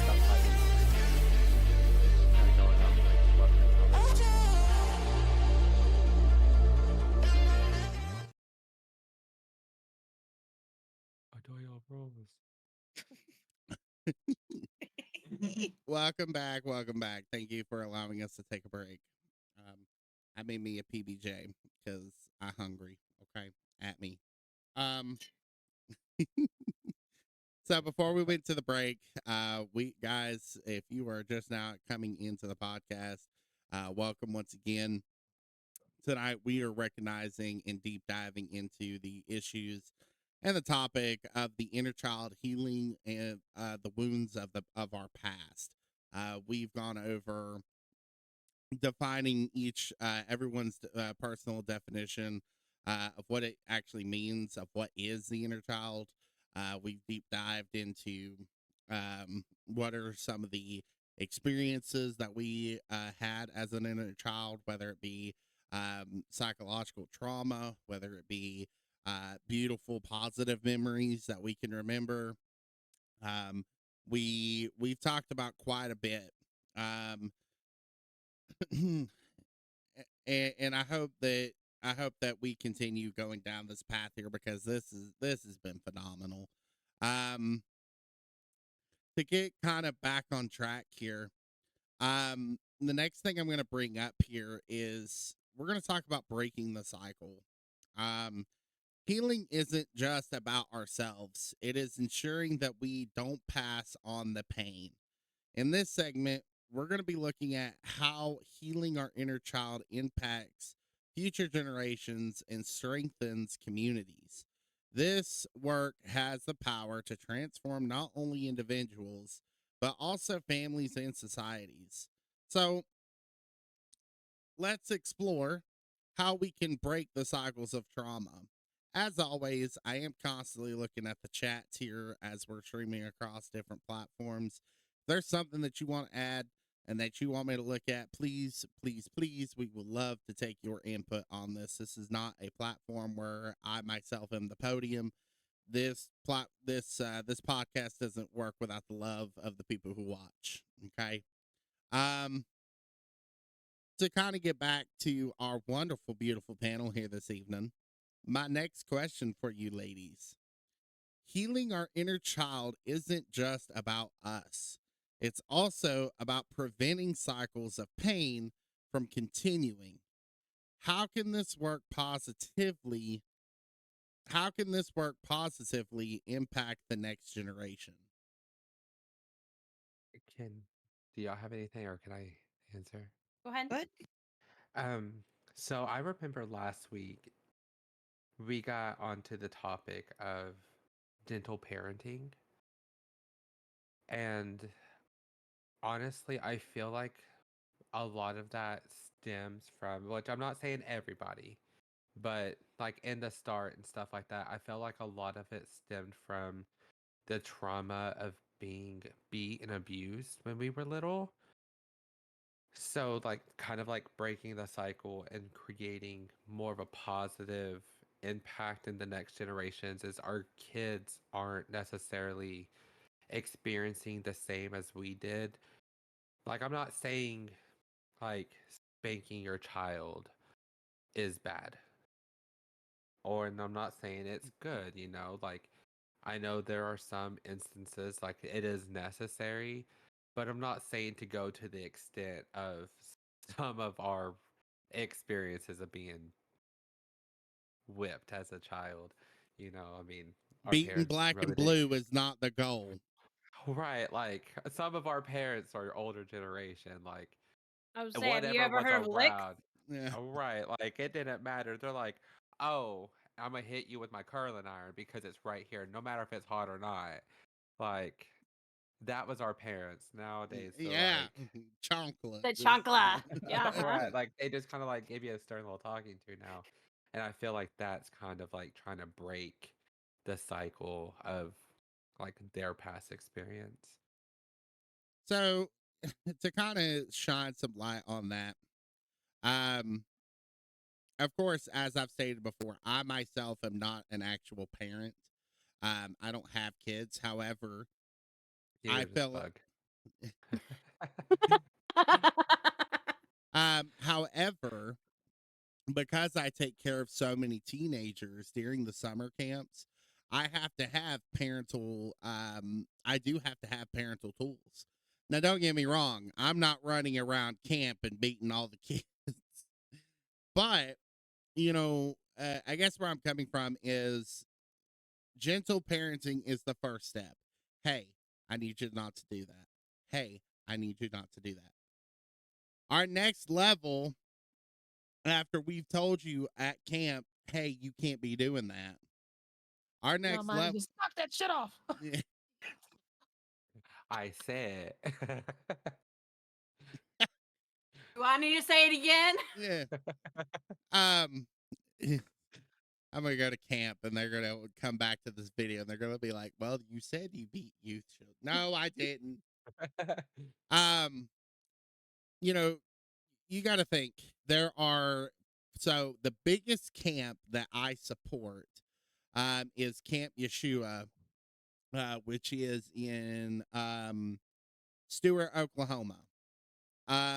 There are probably a total of 450 kids with, I want to say, 50 staff members. So 50 actual adults compared to 400 kids. Um, it is paramount that these kids understand that even though we are small, we are mighty. No, they're all typically very good kids. It's very rare that we have a escalation issue, um, where like somebody's fighting or something. But even then, if those situations do arise, um, there's only so much we can do because we are not the parent of the child. But what I'm pretty much saying is gentle parenting only works to certain degrees. I'm not saying beating your kids is the answer. What I'm saying is sometimes I'll say corporal punishment can be a way, just not a severe corporal punishment. You know what I'm saying? Like I said Right. Yeah. earlier, so it's like I said earlier, just because you say I'm going to beat you black and blue, don't mean that's the actual goal. Well, for some parents it was.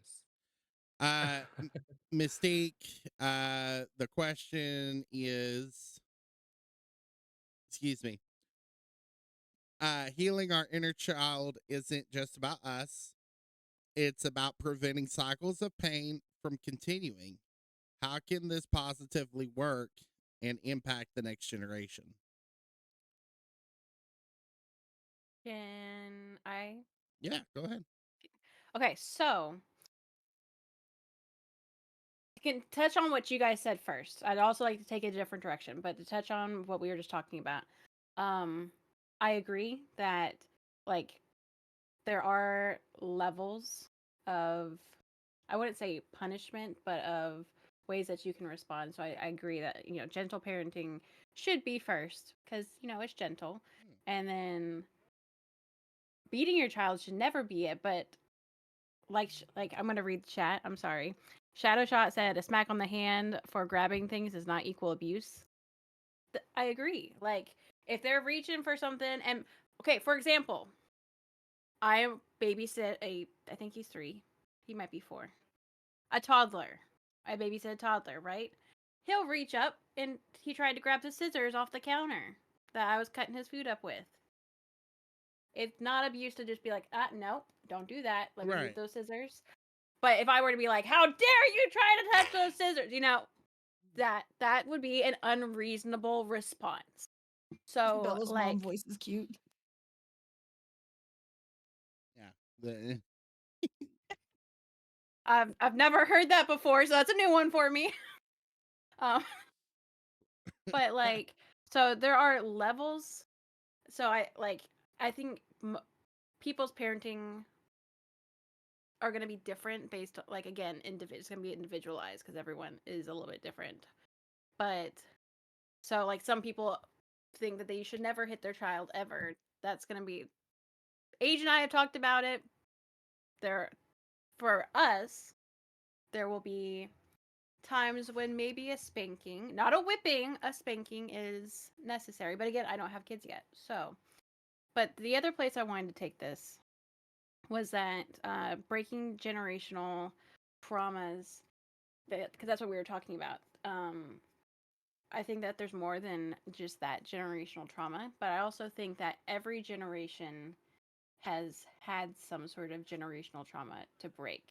So just because our parents messed up us this way, maybe they were trying to correct a generational trauma that they experienced. So just Right. because, like, and we're, as our generations, as parents, we are going to make mistakes. That we are human. That is only natural. Um like, I think it's important to recognize for every generation, hey, how can we improve and make this better? And so every generation, you hear things like, oh, what we did isn't good enough for you anymore. You Yeah. know, so, but like, we're identifying what could be done better and we're trying to fix that. And I think it's important to think about what happened during your childhood and what you can improve upon. So, like, my father, we've mentioned my father and that he was very critical. But the thing about my father is that he has an eidetic memory. He can open a page once and recall it 20 years later and read you word for word basically what's on that page. And so, me growing up with not an eidetic memory, no matter what I learned, I never, sometimes it felt like it was never enough. Like, I could never, like, he would tell me he was proud of me, but then the second I would be like, oh yeah, I just researched this topic, and he'd be like, oh yeah, that's nothing. You need to know XYZ, PQ, whatever. And he'll talk to me about for 5 hours over a topic I was excited about because I had learned so much, you know. So it just sometimes felt like I was never smart enough. So I, like, as much as my father wasn't trying to do that to me, he was just also excited to connect with me because my father stayed in Alaska when my parents got divorced. So we were long distance. He was Hmm. trying to parent me long distance. So he was trying to connect with me, and I'm just sitting here going, dang it, I'm stupid. And so it's just like, he was not trying to do that. He was not trying to be a bad parent. But, you know, so you recognize things that impact you and you try to make them better for the next generation, whatever it is. No, I agree. As you were talking about, when since we're talking about generational stuff, I'm not used to really being around family. Um, I grew up kind of very isolated from my family because when my grandmother passed away, she was the matriarch of the family. She was that old soul that kept everybody together. Once she died, that was the end of it. I remember crying at her eulogy, talking about memories, but because I also knew that was the last time I was going to see a lot of people that were a part of the family. So, and I knew that going up to the stage and talking about it. Um, I remember in my eulogy, I told them, I said, um, I understand this may be the last time I see you guys, and I wish you guys well. I don't know what I've done, but I've had to pay for the sins of the past. Um, and a lot of course, that's funeral drama that comes with it. Um, mm, uh, but what that has taught me is if I become a father, I'm going to be active in my family. I want to be there for my kids. When I had a Christmas concert or if I had a something choir related come up or a play, my family was never there. So what that has taught me is when I have kids, I need to be there for them because I remember being on that stage, having a solo or having the best solo of the evening that I worked so hard and nobody was there to admire it. So I know what that's going to make my child feel like if I'm not there. You know what I'm saying? Mystique says we also have to think just because we prevented our children from having the same trauma we had doesn't mean our kids are going to receive some sort of trauma from us as parents. They might see something we did for them out of kindness of our hearts as something deviant or destructive to their identities. Our parents also thought they were doing what was best for us, even though we took it as trauma. Not saying all parents intend to discipline us for good reasons. Shadow also says, I found out I was the first person ever to go on one of my wife's choir concerts. She had been in choir since middle school, nearly 6 years, and I was the first one. Yeah, yeah. So I can to with yeah, I can understand exactly how your wife felt. Um, and Mystique, I'm glad you brought that up because there are certain life experiences I feel that a child should have to experience on their own. Sometimes we have to let the kid fall. I'm not saying let them jump off a bridge for God's sakes, but they need to learn and be hurt by certain experiences to be able to learn. Um, it's like learning how to skateboard. Sure, we as the parent want to make sure that they don't break an arm or anything. Yeah, you want them to watch out for traffic, but you also don't want to like overparent to the point where they're afraid to even try to skateboard. You if the you have to be willing to confront them and say, "Hey, this may be a little tough. You are going to fall, but get back up. You will get back up again. It's not going to be the end of the world." And you can take that to the bank. You can take that in any life circumstances. You will fall, but you must be willing to get the fuck back up. Case And the no. I mean, more terms of everyone speaking. Let's talk about a bike, not a skateboard, because I ain't never seen my parents put me on a skateboard. speaking on like parents not meaning to give us trauma, because I know Mystique brought it up. Like I think about that a lot because my mother, she did the best that she could. Um After I had that experience when I was 4, she became super overprotective as a mother, and my younger brother never understood. Like not until we were 20, not until he was 20 and I sat him down and I was just like, cuz he was talking one day and he was just like, mom messed me up. And I was just like, how? And it's just like she never let us out of her sight. Like she was always like we were always with her nearly 24/7. And that was because of what happened to me when I was 4. She let me out of her sight for one night and look what happened. So it's just like like I explained to my brothers like, and he was like, after he heard what happened, he was like, a light bulb went off and he was like, that's why she's acted like that our entire life. And I was like, yes. Yeah. She was trying to protect us. She wasn't trying to sit there and make you feel excluded from every other thing that's going on in the world. She was trying to protect us from the dangers that she had seen in her lifetime. Yeah. And because it had happened to her daughter. She was trying to protect not only me, but my younger brother. Yeah. My older brother was older. So I have something to add to that. Go My ahead. mother was essayed at 14, 16, and 19. Wow.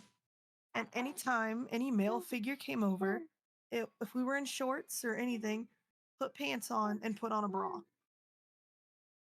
And I don't think she realized what that quite did to us. And even now, I'm like, whenever somebody comes over, I'm like, okay, I can't wear this. Like we have a male. So what my sister-in-law's boyfriend lives here too. And I will not come out in my PJs because it's either nightgowns or like short shorts and a spaghetti strap shirt, and I won't come out of the room with if he's awake. And that is her unhealed trauma that she was passing down to us on accident. Right. So I yeah, it's hard. Oh, 100%. And I think it's gonna be hard for my boys because a lot of malicious things happen at sleepovers. So my boys will not be allowed to go to sleepovers because I'll be damned. I'm sorry. You're not gonna hurt my kids like we were hurt at one point. And they'll probably hate me growing up, but when they get older, I hope they do realize why I did what I did. And that's what I will also reflect on is, you know, I've talked about my abusive relationship with my stepfather. Um, well, yes, yes, we've shared very traumatic stories of him coming back from war and essentially me being the brunt of the abuse because I was just the target. Um, I will also say, growing up and reflecting these past couple of years, I will say some of the things that he did teach me were good things for me to live by. I'm not saying all of it was abusive. No, there were good moments. Hell, that I can remember, to right off the rip, I remember him and my mom were on the brink of divorce and he took me to go see Wally because he didn't want me to be home at during that situation. Like I remember good times with my stepfather at the time. But there are certain things that were very difficult to come to agreements on. Um, let's see here. I want to be sure I'm following chat here. Shadow says, let's see, we already read that. And then Mystique says, once you warn them a few times, there's not much more you can do. Yeah. They will have to set their own boundaries if they won't respect the ones you attempted to set for them. Yeah. You can only tell them so many times, don't stick the fork in the outlet. Shadow says, as parents, we also have to realize that we can't protect our kids from everything. Yeah, exactly. And that is probably one of the hardest things to learn. Yes, even I have the amount of parents I have to talk to at these camps. Oh, to give you perspective, at the very beginning of camp, I like to talk to every single parent of the child that is going to be a part of my little tribe for that week. Um, that way, the parents get to know who I am. They get to know if they want to talk to my bosses at the camp. My bosses can tell you anything about me. We make sure the parents feel comfortable with who they're going to be leaving their child with. And believe it or not, a lot of parents get sort of skeptical because I'm a big dude. They don't think I'm as active as I really am. So I kind of get that side eye of, okay. But also, after I talk to these parents and I tell them exactly what the things that I'm going to be looking for, that also opens up the issues of what are the parents worried about. My child is hanging out with this sort of group, and this group is actually here at camp, and I'm very concerned of what that my child's not talking to me, my child's not sharing things with me. I'm very concerned. I take Yeah. all of that in, and then throughout the week, I work on those key issues. Through the week, these parents have to understand children are not going to tell you everything. Nope. As They much love to tell half the story. as much as you want to hear the hottest tea on the block, you are not going to be privileged to that. And I agree with Shadow 100%. As much as you want to protect them from anything, 9 times out of 10, they've already been exposed. All right, this is gonna be a controversial topic. Okay. I don't agree with like letting your teenagers smoke, Okay. not cigarettes, but like weed. Okay. Our rule is gonna be when our boys, if they find out what it is, let us know that you want to try it. Don't go out and buy it from some random person.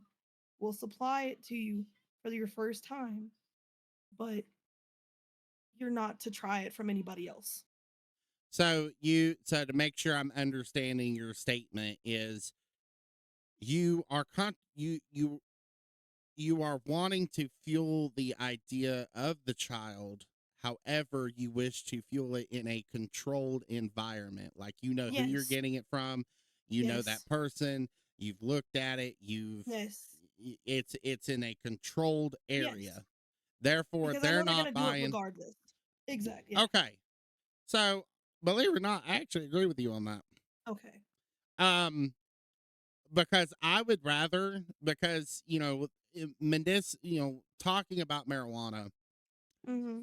Marijuana is, 20 years ago, you would have said it was the devil. Okay. But Right. nowadays, modern medicine and modern technology and previous talks have proven that medicinal marijuana is helpful in certain situations.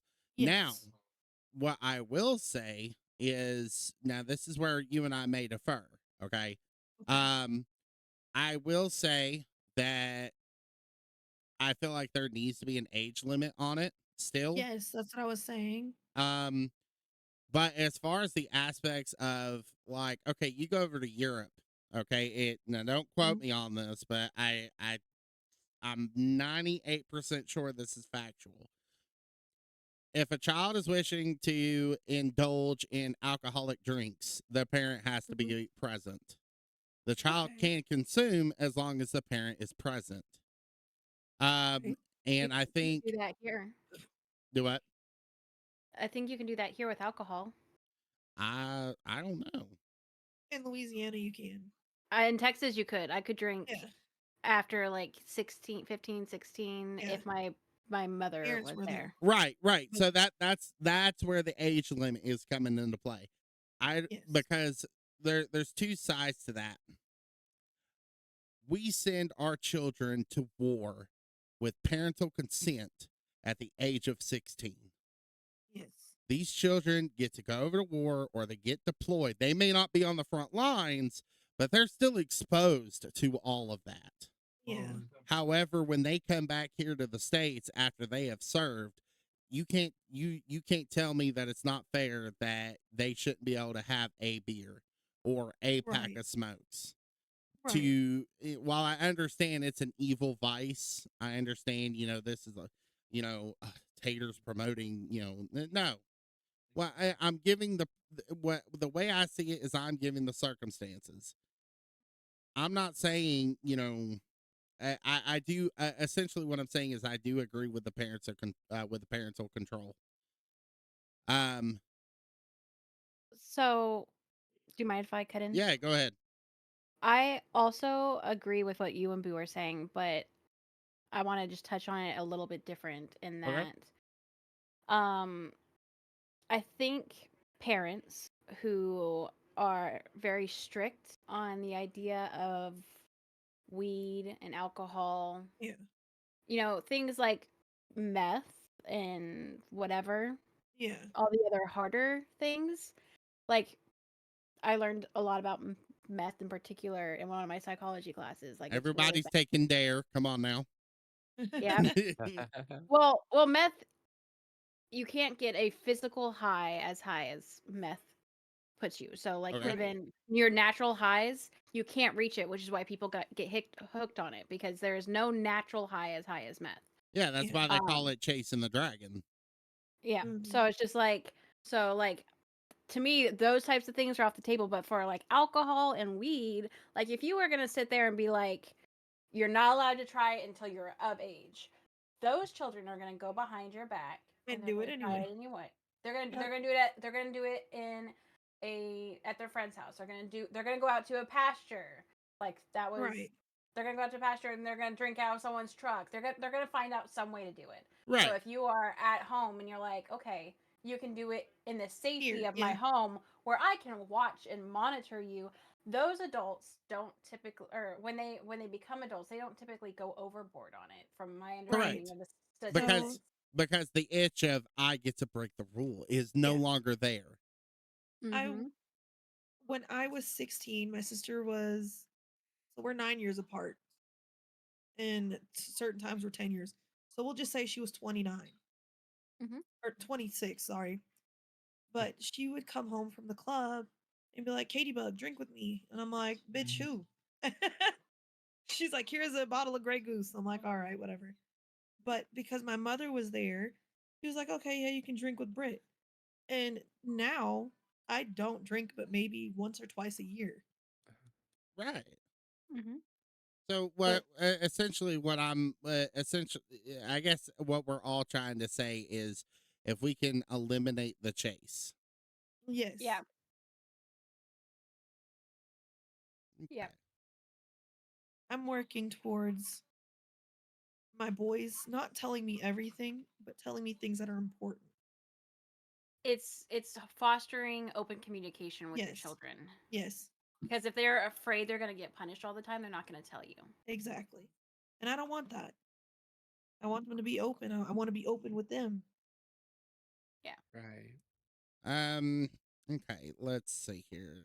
Scrolling through here. Mystique says, I also realized as an adult, my siblings took the same experiences I had as trauma and I didn't.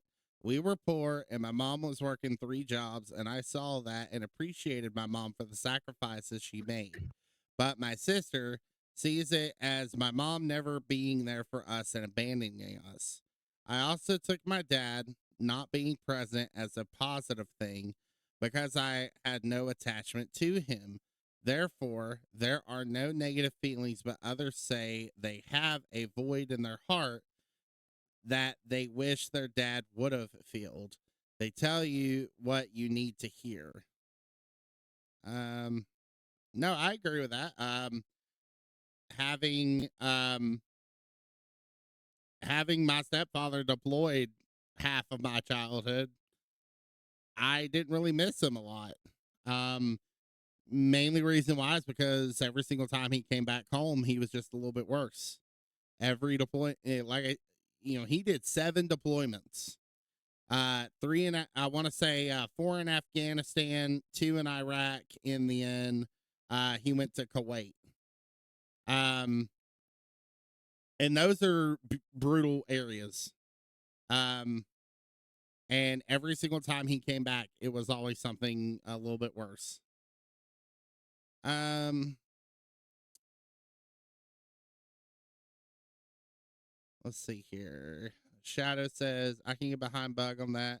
I'd rather let them try it at home rather than some rando and with who knows what. Yeah, because God forbid you get the call at 2 o'clock in the morning from the hospital saying your child's in the emergency room and they have no Right. idea what they've ingested.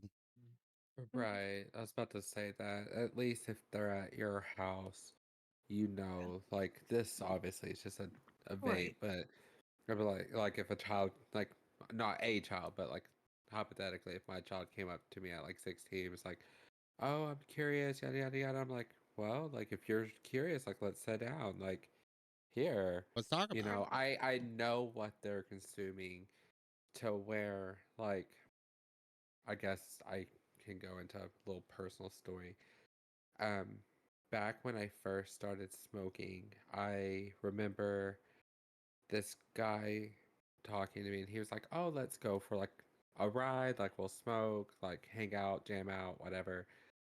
And I was like, "All right, cool. Like let's go do this. Like this sounds like fun. Like go down the back roads cuz let's be honest, I don't know exactly how y'all's towns are, but the back roads of Oklahoma are some of the prettiest roads cuz you have like the woods, you have the fields, like you have the moonlight, the stars, some ponds, like it's beautiful. So I was like, all right, cool. Well, about a puff or two in, I'm like slumped over, couldn't even tell you my name. anything. And I was like, what in the world? Well, I started like freaking out telling this guy to take me home. And he's like, oh, you'll be fine. You'll be fine. I was like, either take me home or I'm calling the cops. I was like, and I pulled my phone out and I was like, I'll call my friend to come get me and I'll call the cops. Like, I'll get out. Like, I was that scared and that paranoid. Like, Yeah. I would Yeah. never want my kid to like go through something like that because it doesn't matter their age. Right. Like, I know what you're consuming in front of me. And if you start having like an adverse reaction to it or a negative, like, not side effect, but like, what's the word for it? Like, reaction.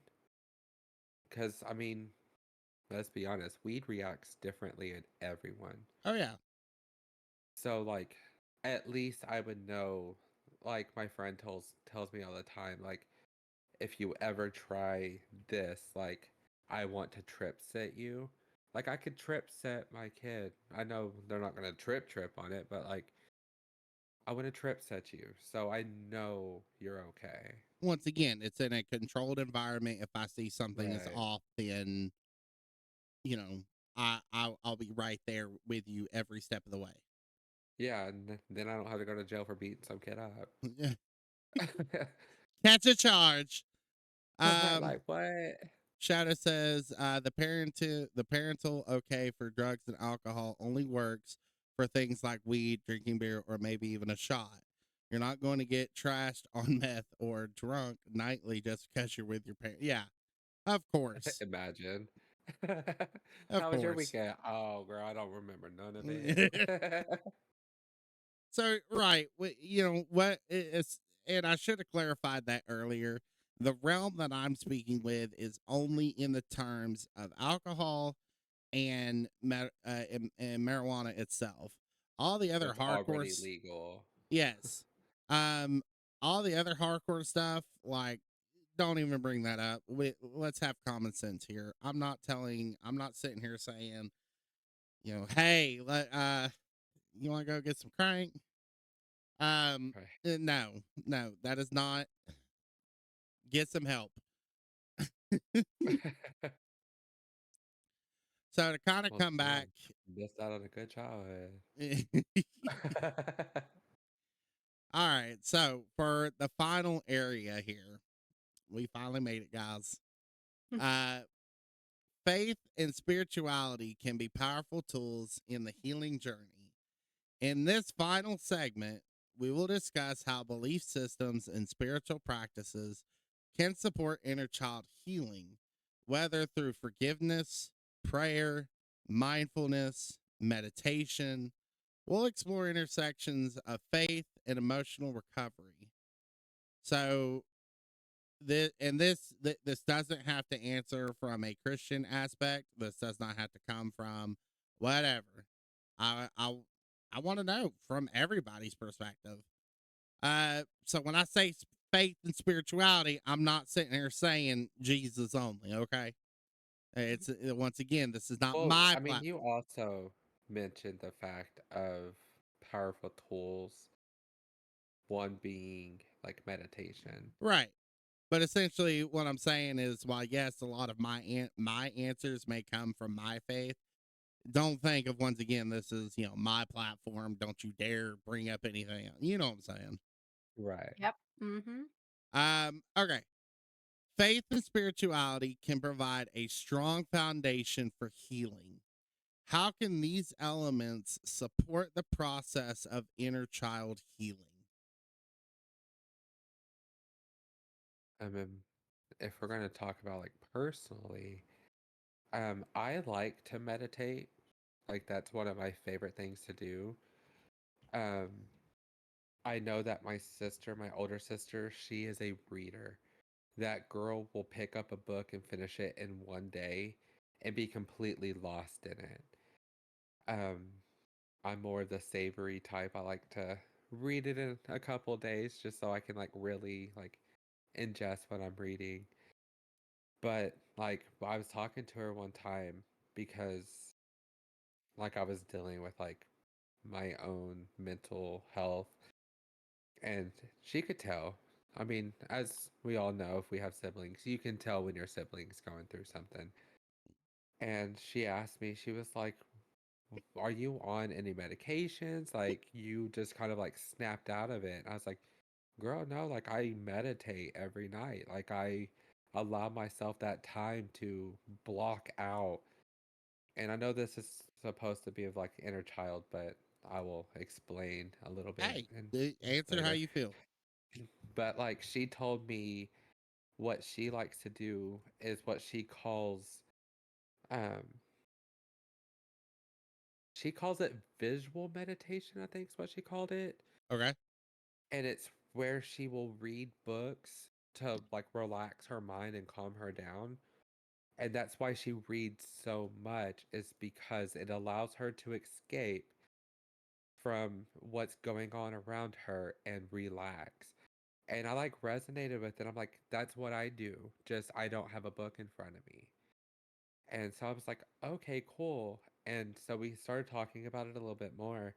And she told me ever since she was 12 years old and she remembers being woke up in the middle of the night or trying to sleep and all that, hearing our mom getting beat, like it was traumatizing to her. So what she did was, in order to kind of like expel it from like her mind, even though she can kind of still hear it happening, to kind of like get away from it, she would read herself to sleep as her form of like meditation.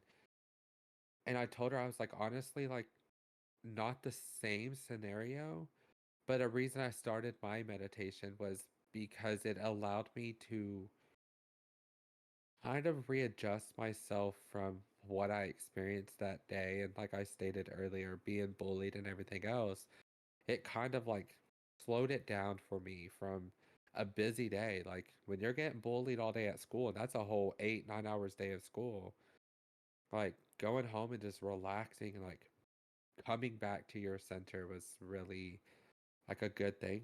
And I still do it today, just because I went from being bullied at school to being smacked around at work because I'm messing with 7-year-old old people. You know what I mean? Like, I was talking to a friend just yesterday, and we were talking about like hitting nurses and stuff should be a crime. I was like, it is in a hospital setting. You can't put that same rule in like a nursing home, because they're in this nursing home for the simple fact of their mental health. They can't take care of themselves. A lot of them have dementia, Alzheimer's, and stuff like that. So a lot of them still believe they're 7 years old.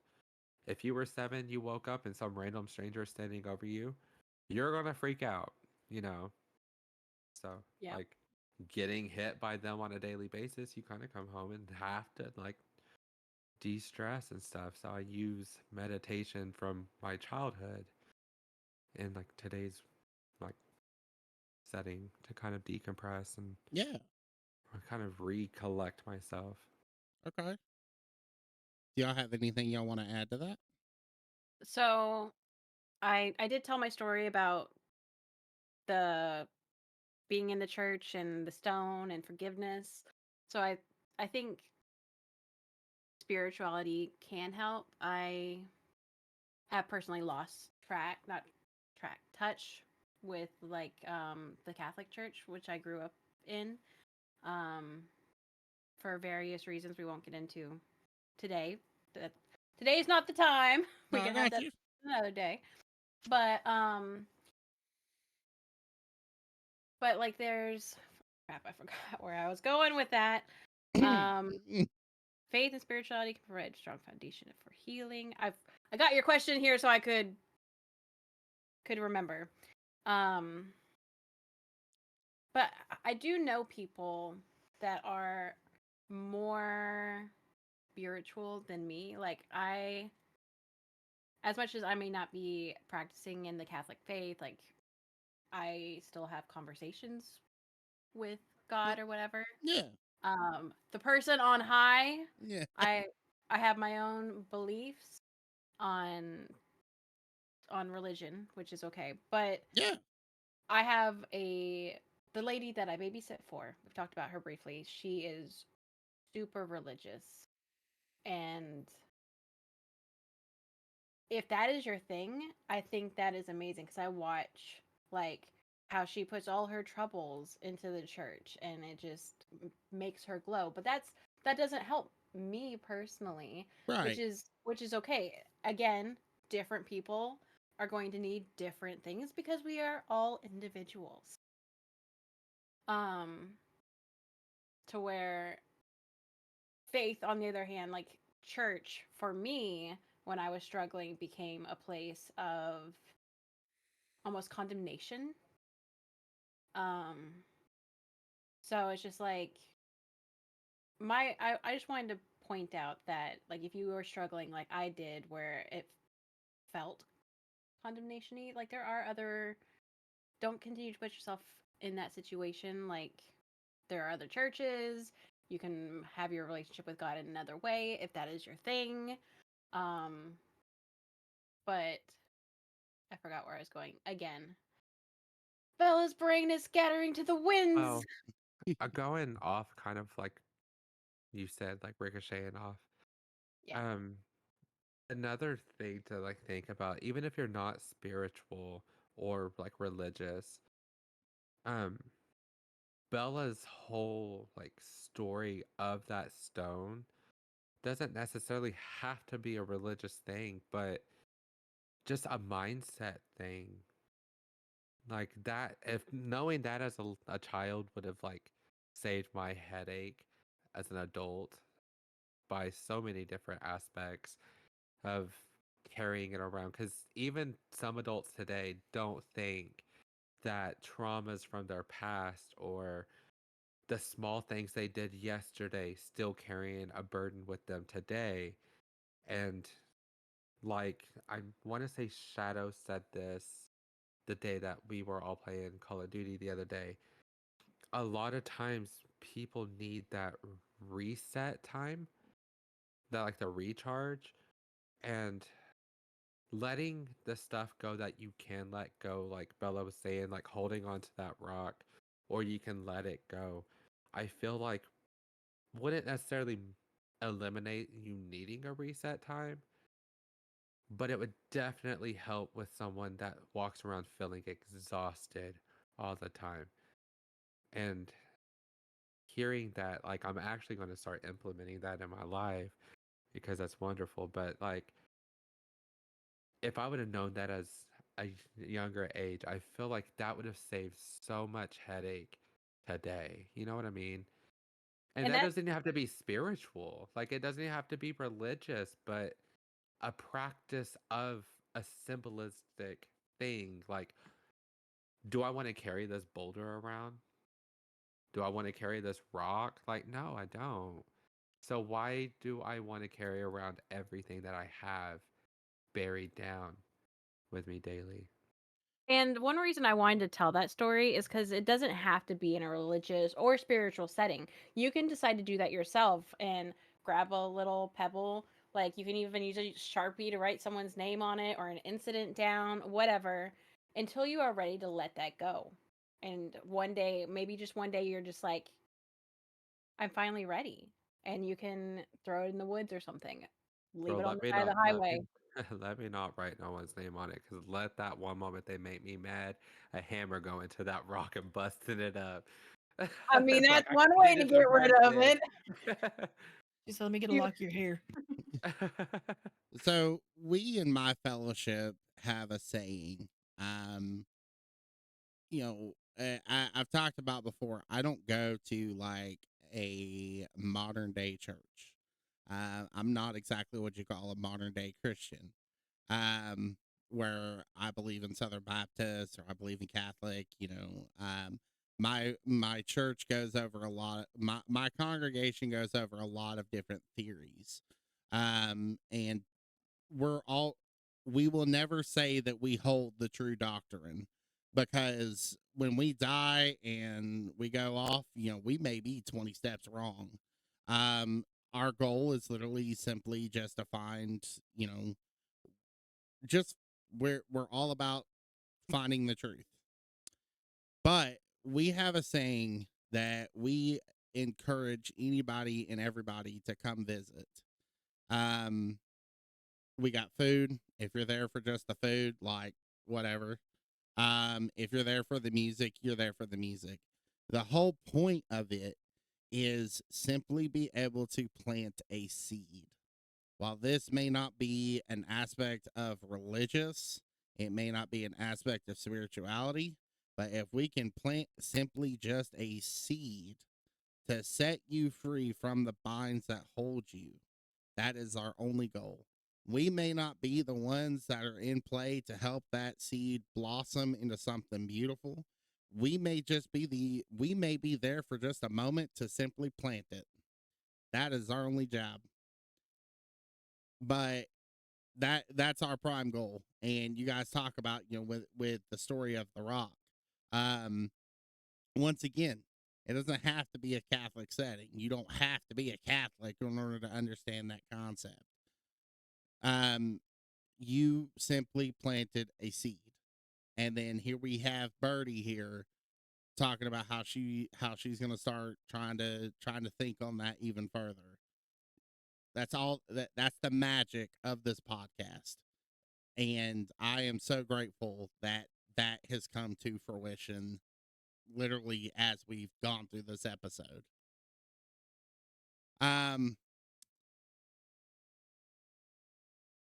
Bug, do you have anything you want to add before I ask my final question? No, I think they both, you all three did a really good job there. I was I just just in lost. here looking pretty. I was looking at my kids. Thank you. All right. Taking care of those kids is important, though. Final question. It's Because I know we've been talking here quite a long. Yeah, my throat's starting to hurt. No kidding. For listeners who may not be, hang on. No. Rewind. Yeah, I don't want to ask that one. Uno reverse. Psych. Uno skip. I feel like we kind of already touched on that one a little bit, Yeah. Yeah, we touched on the viewers. Back to us. No kidding. Yeah, put the limelight up. What role does forgiveness from a spirituality perspective play in releasing past pain and embracing the inner child? Is that the end of the question? Okay. Yeah. Again, like what Bella was saying earlier with that rock, like at a young age, she was told that. And she like really resonated with, do I want to carry this rock around? You know what I mean? And when she went and let it go, like she was able to move forward from what this person did to her. And I'm not saying that she forgave this person, but she was able to move forward. Because I'm not a big fan of forgive and forget. Like, you can forgive someone all day long, but you will never forget what they did. You know what I mean? Especially if it's something as bad as what SA. Like, that's going to live with you till the day you die. Like, you're not going to forget it. But can you forgive that situation in your head and like move on? Like, can you let it go? Like, push forward, like Bella was talking about. And I feel like that's one thing. And I'm not going to get like spiritual Right. because, like you said, we all have our own thing. And like Bella, I think it was you, just said, like, where your friend, the person you babysit for, like, she can rely solely on Christ and her like spirituality, where some of us can't. And like, I feel like it's stuff like just tell your story. Like, it might not have to be to any of like your close friends. It might not have to be to a family member, but to someone you trust. Like, just tell your story. Because I tell you right now, I absolutely love being on this podcast because each week it's a different topic. It brings up a different trauma in my life that I'm able to talk about with, I mean, with your stream and with y'all. And I'm able to kind of breathe easier at the end of the day because I'm no longer like burying it in my heart. Like I like let it out. I'm like, some of the things I tell y'all, not a lot of people know. And I'm just like that felt good. Like, go find someone like that. Now, I would like to add that on the topic of forgiveness, when we're talking about forgiveness, we're not always talking about forgiveness for whatever trauma happened.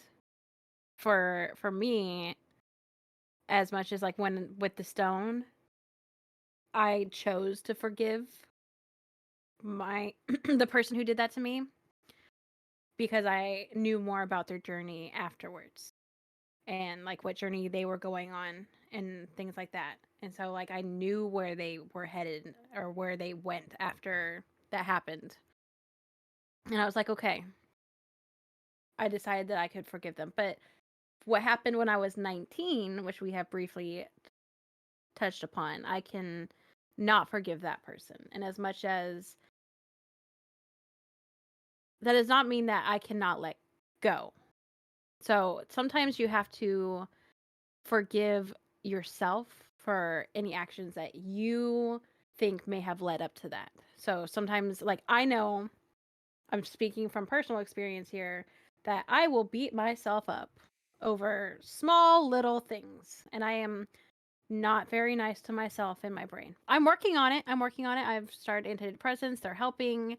It's helping me be nicer in my brain. But over the course of the years, I didn't start antidepressants until I was 34, 33, somewhere around I would have been 33. Right. Um, so like struggled for years not being nice to myself in my brain because I was just like, there's nothing that can really help. I don't want to be on medication, whatever. But like the key thing, like that I'm trying to say is that if you're like me and you're not nice to yourself in your brain, and you're sitting there like, I can sit there and think about what led up to that essay event, and I was just like, how could you have been so stupid? That's me being nice to myself in my brain, calling myself stupid. It's just like sometimes you have to forgive yourself because whatever happened, you have to forgive yourself for those actions so you can move on, even if you cannot forgive the other person. Mm. You can't Right. always get closure, but forgiving yourself and letting go of the baggage is such an important step. Even if you're not ready for it today, give yourself time, work on it, reflect, Move on. and believe in yourself. Which that reminds me what Bella brought up.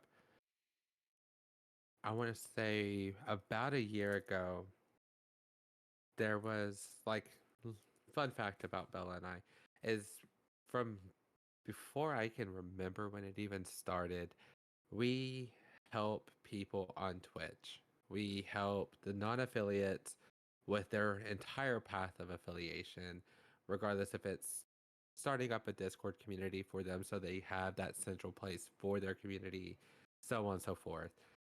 Well, we helped this one young lady, and out of nowhere, she targeted like a whole group of us. Like just small little things. Like we came in and we didn't put a smiley face with our hey. And it was like a big deal. And I remember being drug into this group message, which Bella was included. And they were like ranting to me. Like there was about 8 of us in there. And they were all giving their side of the story to me, like talking. And like before it got to like an actual like crap talk sesh, I like just caught like I just stopped them. I was like, listen, guys, I was like, you cannot fix what has been done. Like you can forgive and not forget, and that be perfectly fine. And someone goes, well, I can never forgive her for what has happened. I was like, listen, I was like, you're not letting me finish. I'm not asking you to forgive her. I'm asking you to forgive yourself in your own mind. for even thinking this is as big as it is, or any part that you think negatively on that you've done in this situation. Because I think a couple weeks ago, Bug was talking about how the negative side effects mentally is, am I good enough? Could I have done better?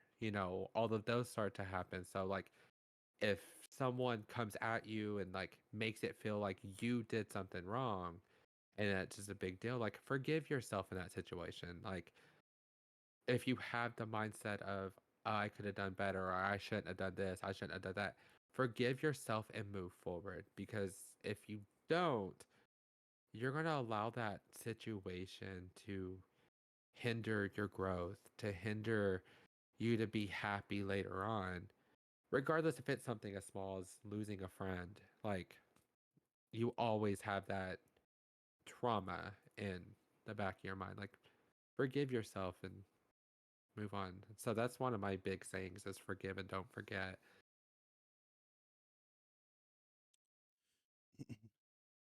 Do you have anything you want to add to that, Bug? She said, Ha! I was putting on something.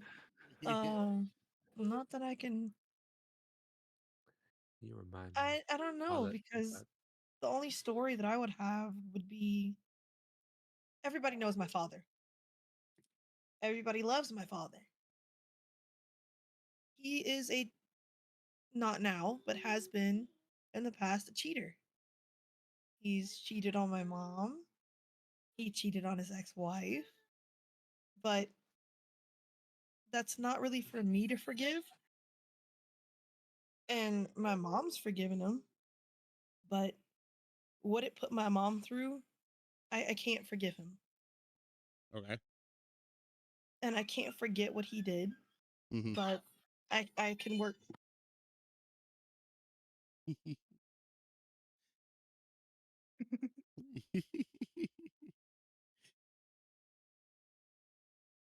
You can work, girl.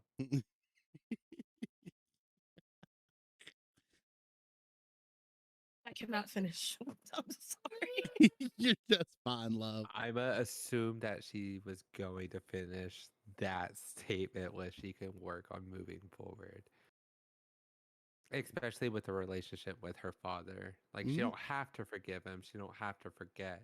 But she doesn't have to hinder it from, like, Right. continuing. Yes. No, right. Because Go ahead. she does still talk to her dad. I And mean, like, we because game with them and yeah, stuff we too. game with him. Like, I'll send him a text message and be like, "Hey, Papa, you want to come play COD with us?" And like, so like we have a relationship with him. So as much as she may not be able to forgive him, she's still moving forward and continuing a relationship with him. But there's that hurt that she sees that her mother went through, and that must have been painful for Boo. Yeah. So Um, and I love how you talk about that because, um, my relationship with my mother, um, there are a whole list of things that still affect me today. Um, some of the things I have put in a closet and it will be there for eternity, because I am at peace.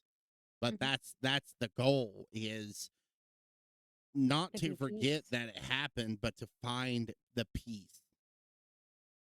While yet, Yes. it's not the fact of, oh well, Tater's just afraid to face it. No, no, it's the fact of, yeah, it happened, and it fucking sucks that it happened, but I try to move forward, and that's all that matters, is simply just trying to move forward, not let it hold you back any longer, not sit there and waddle at the end of your bed wondering, am I good enough? Why am I not beautiful enough? Why am I not?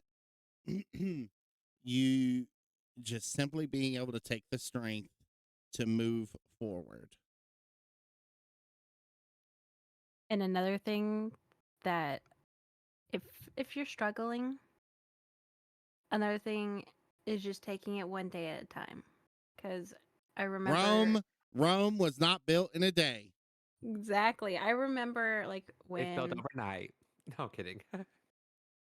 I remember when I was, wanting to unalive myself and struggling, and I would try to look forward, and I would be like, I can't imagine living the next year.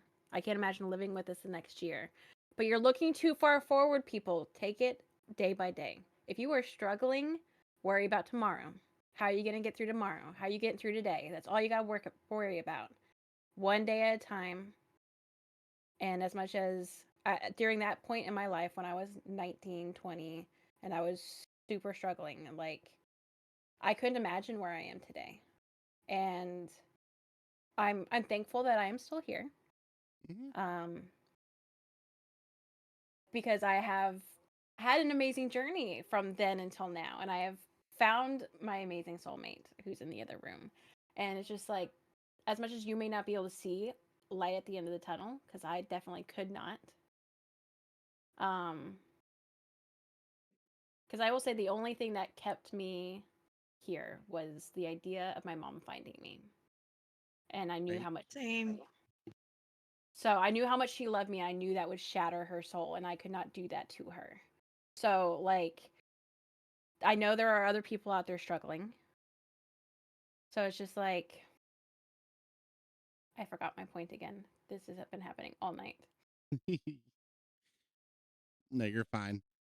Shadow says, forgive but not forget. Yeah. Things from the past do not have to prevent you from moving forward. I am 34, didn't expect to make it past 21. Mental health is such a huge issue, and why I always express I am happy to see my friends here online. Right? Right. Y'all, We were, go ahead. Go ahead. I was just going to make a point really fast about, like, someone mentioned mindfulness earlier. And that is something that I personally do. I mindfully try to tell people when I'm appreciative. So, like, I know I say it a lot, but I'll just randomly open up my Snapchat and be like, Birdie Boo, I love you guys. And We leave her on red. No, I'm kidding. I'll do it like at least once a month. And I'll be like, you two are amazing people. And it Once just, a month. whenever, at It's least once once a a month. week. It's once a week. But I will say, as someone that struggles with mental health, it is refreshing to feel like you're having a bad day and have that one message when you open your phone and just look at it. It was like, I love and appreciate you so much. And you're like,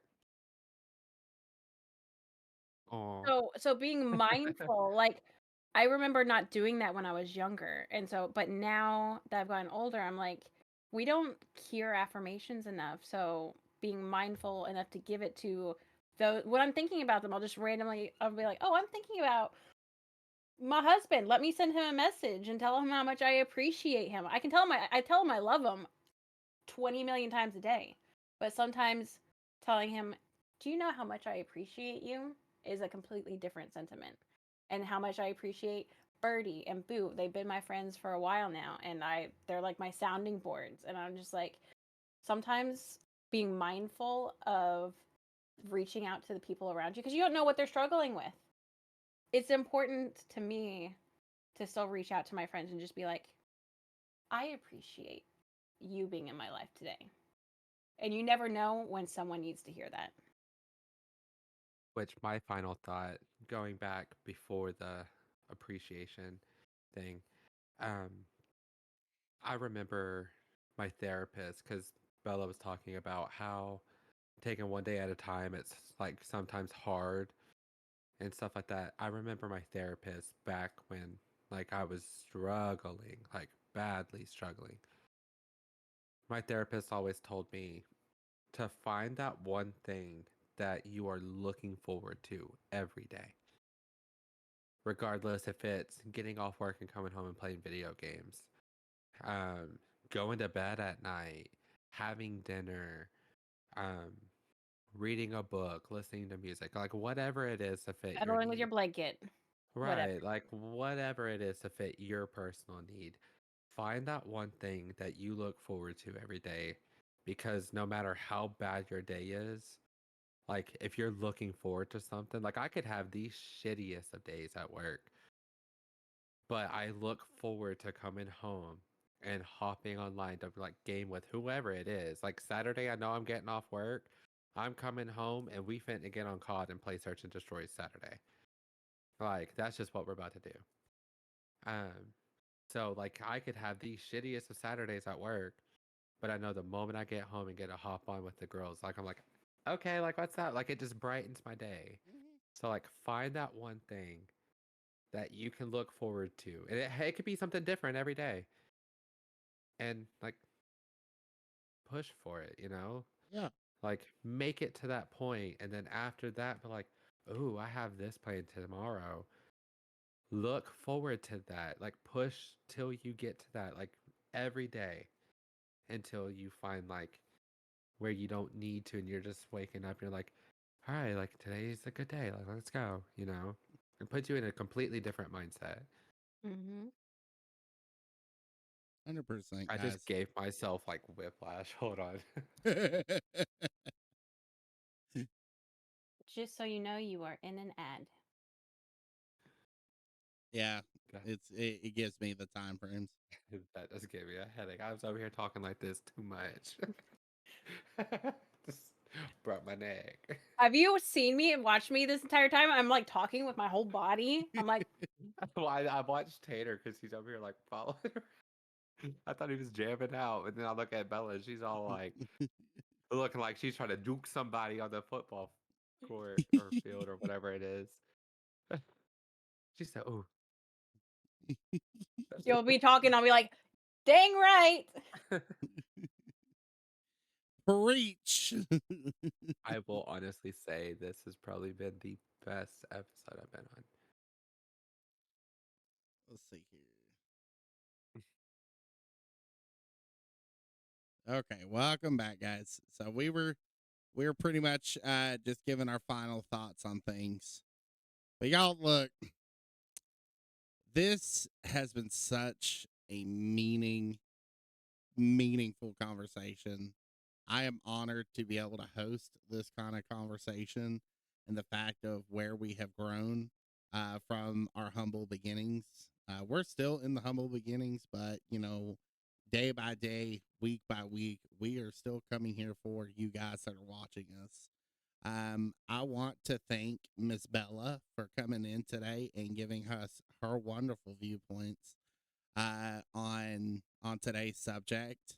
As always, I want to thank my wonderful people, Miss Bug and Miss Birdie over here. Even though Birdie over here can be ratchet, catch me outside. But like I said, I want to thank you guys for sharing your knowledge and experience with us today. Before we wrap up, what is one piece of advice or mantra you'd like to leave with our listeners who are beginning their journey to heal their inner child? Bring your own snacks. Bring your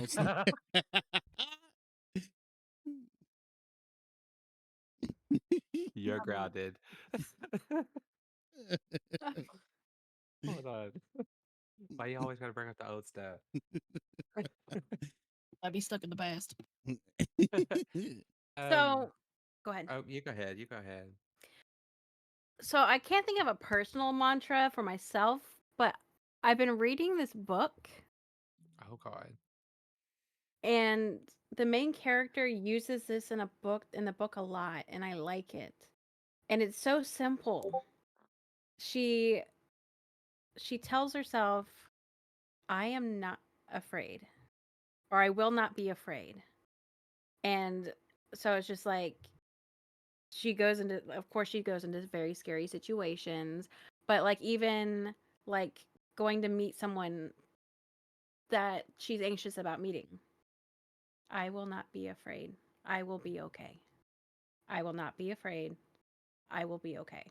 And like, so just telling that to yourself, like, I've thought about it a lot since reading this over and over in my book.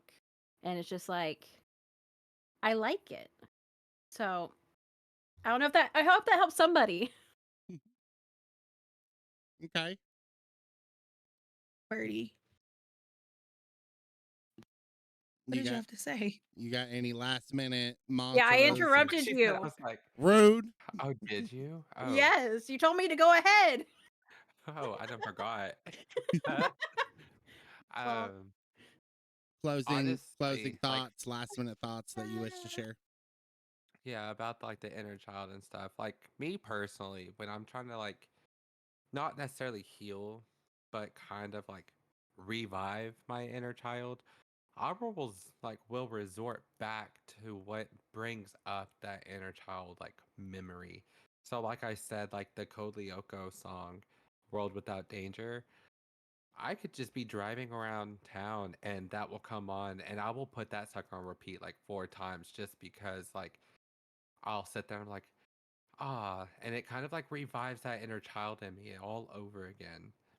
And then when I start to lose it, it's like that song kind of like the world knows I need it, because it will just randomly appear. I don't hear it on a daily basis when I put my playlist on shuffle, but like I feel like when I like start to lose my inner child, it's like, here you go, and it's like, boom, what was that? and before my children start screaming, my mother's coworker has a tattoo and it says, let them. Let them talk shit about you. Let them do you dirty, but learn from it. Because they're going to do it regardless. Not everybody is out for the good for you, they're in it for themselves. So let them. Let them catch you outside. So my closing thought on tonight's subject is once as we have talked about earlier, forgive but don't forget. We've talked about don't to not be afraid. And I'm going to come back to what I said. Don't be afraid to fall. Be willing to rise and get the fuck back up again. You That are reminds me of beautiful. You are. If anybody ever seen that movie, The Help, you is smart. You is kind. You is beautiful, and you is important. and if you don't feel like that, curses on you, curses on your family, curses on your cow. No, but with Another Mulan reference. all right. But going on like the whole like DreamWorks Disney thing, going to Tay Tay's like closing thought, like the whole Get Back Up Again. In the Trolls movie, she sings a song Get Back Up Again. I love that song. Like the Gap very again. opening song, like lyric to it is I really hope I could do it because they're all depending on me. Like think of how many people are depending on you. Like you might not know it, but I mean I depend on these two girls on a daily basis. Y'all two are Like my if I girls. right, like if I allow myself to fall and not get back up, like I'm letting them down. Birdie, I need you in my life. You're not allowed to fall and not get back up. Well, I have a I'll lot to help learn, you so you're up. good. I got a I'll lot to help learn, you so up, you're okay? good. I'll hit my button. So that pretty much wraps everything up. But before I officially sign off this evening, I have a couple of wonderful announcements that I am so excited to let you guys know about. Bella, go ahead.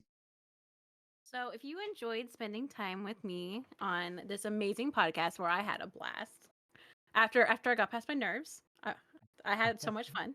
Um, I this weekend is my birthday, so I'm having what we're calling a Bellabration. You get it? Instead of celebration, Bella. Yeah.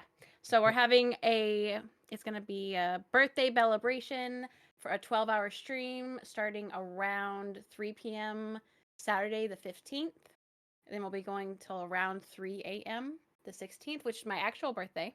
So if you would like to come hang out, you can find me on Twitch, Bella_Ivory. And you'll Y'all, see most of us there.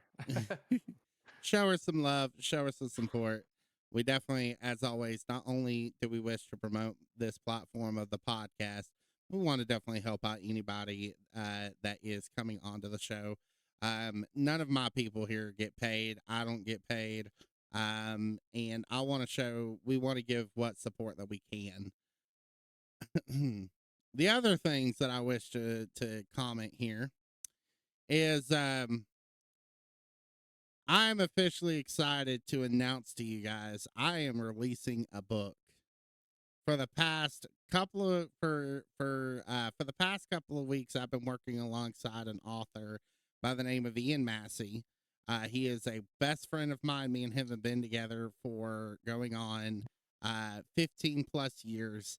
And we are finally excited to release and announce the release of Beneath the Burning Sky, the John Crossman series. This is going to be a 4-part series. You can find it on Barnes & Noble by typing in Beneath the Burning Sky. It is a sort of a post-apocalyptic kind of, or a coming apocalyptic series.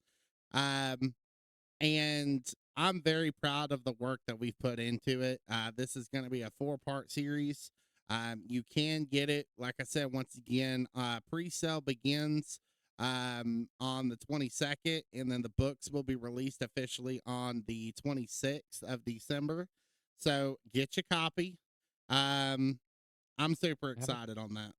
I have a question. You said it's pre-apocalyptic.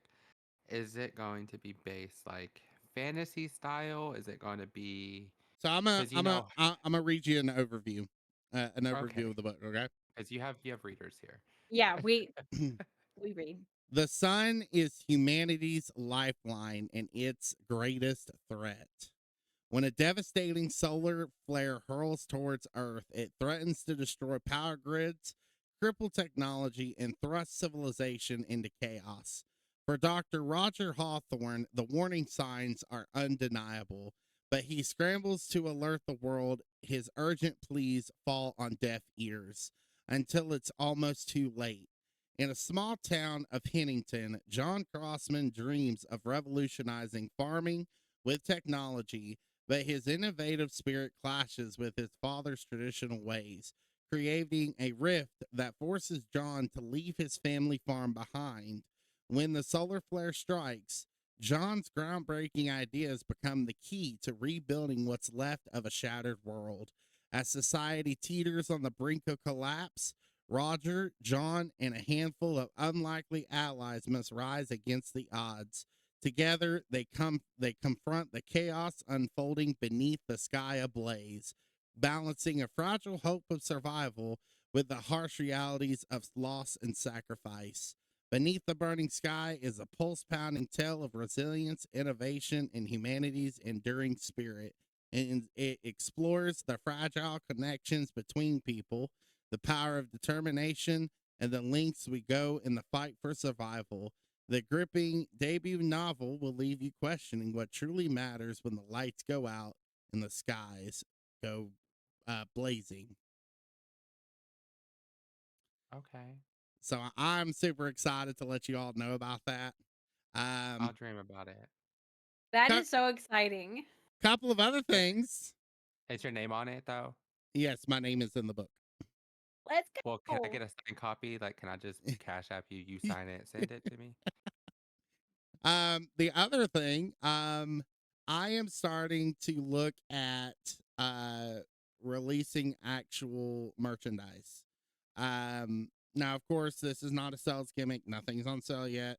However, the merchandise I'm looking to potentially look at is stuff that I want you to actually use during our episodes. So this is a prototype. This is the Tater-talks podcast journal. It is hardback. It's not plastic. It's not paperback. It's an actual book. And then it has a wonderful quote from Ian Massey himself, because him and I work as a partnership with anything that we do. This is not on sale yet. Like I said, this is only under consideration. It is just nothing but empty pages, but the gist of this journal is stuff for you to fill out as we come across these episodes. You to actually have somewhere not just a composite journal, because the composite journals are kind of flimsy, they kind of break. But this is something that is hardback. You can actually keep it for many years down the road when you approach these problems that we face on this podcast. So you had me out. Behave. Anyway, there's also a couple of other ideas that I have in my head. Excuse me, if as long as I don't break shit around me. Okay. You know what? Go to hell. So I have there's many ideas that I've got going on in my head. Please tell your friends about the podcast.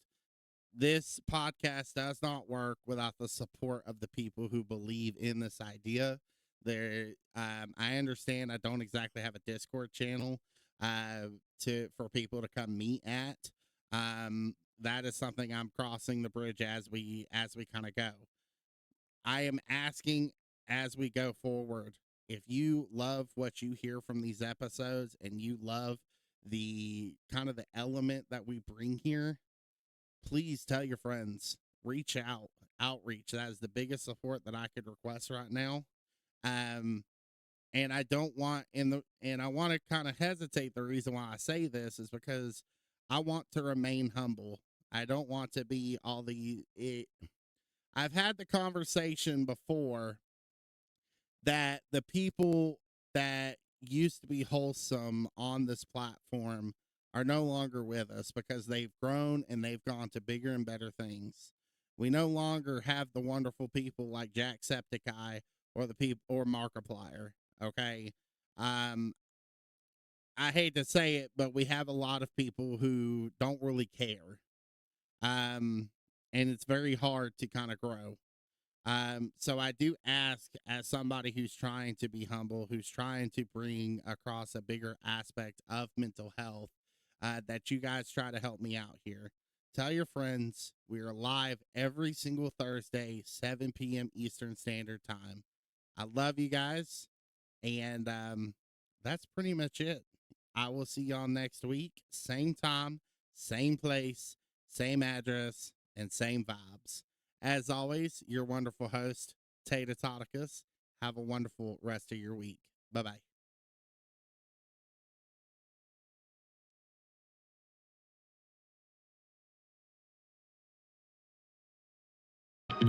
Let's finish what we started. Don't wanna cry about it. Let's finish what we started.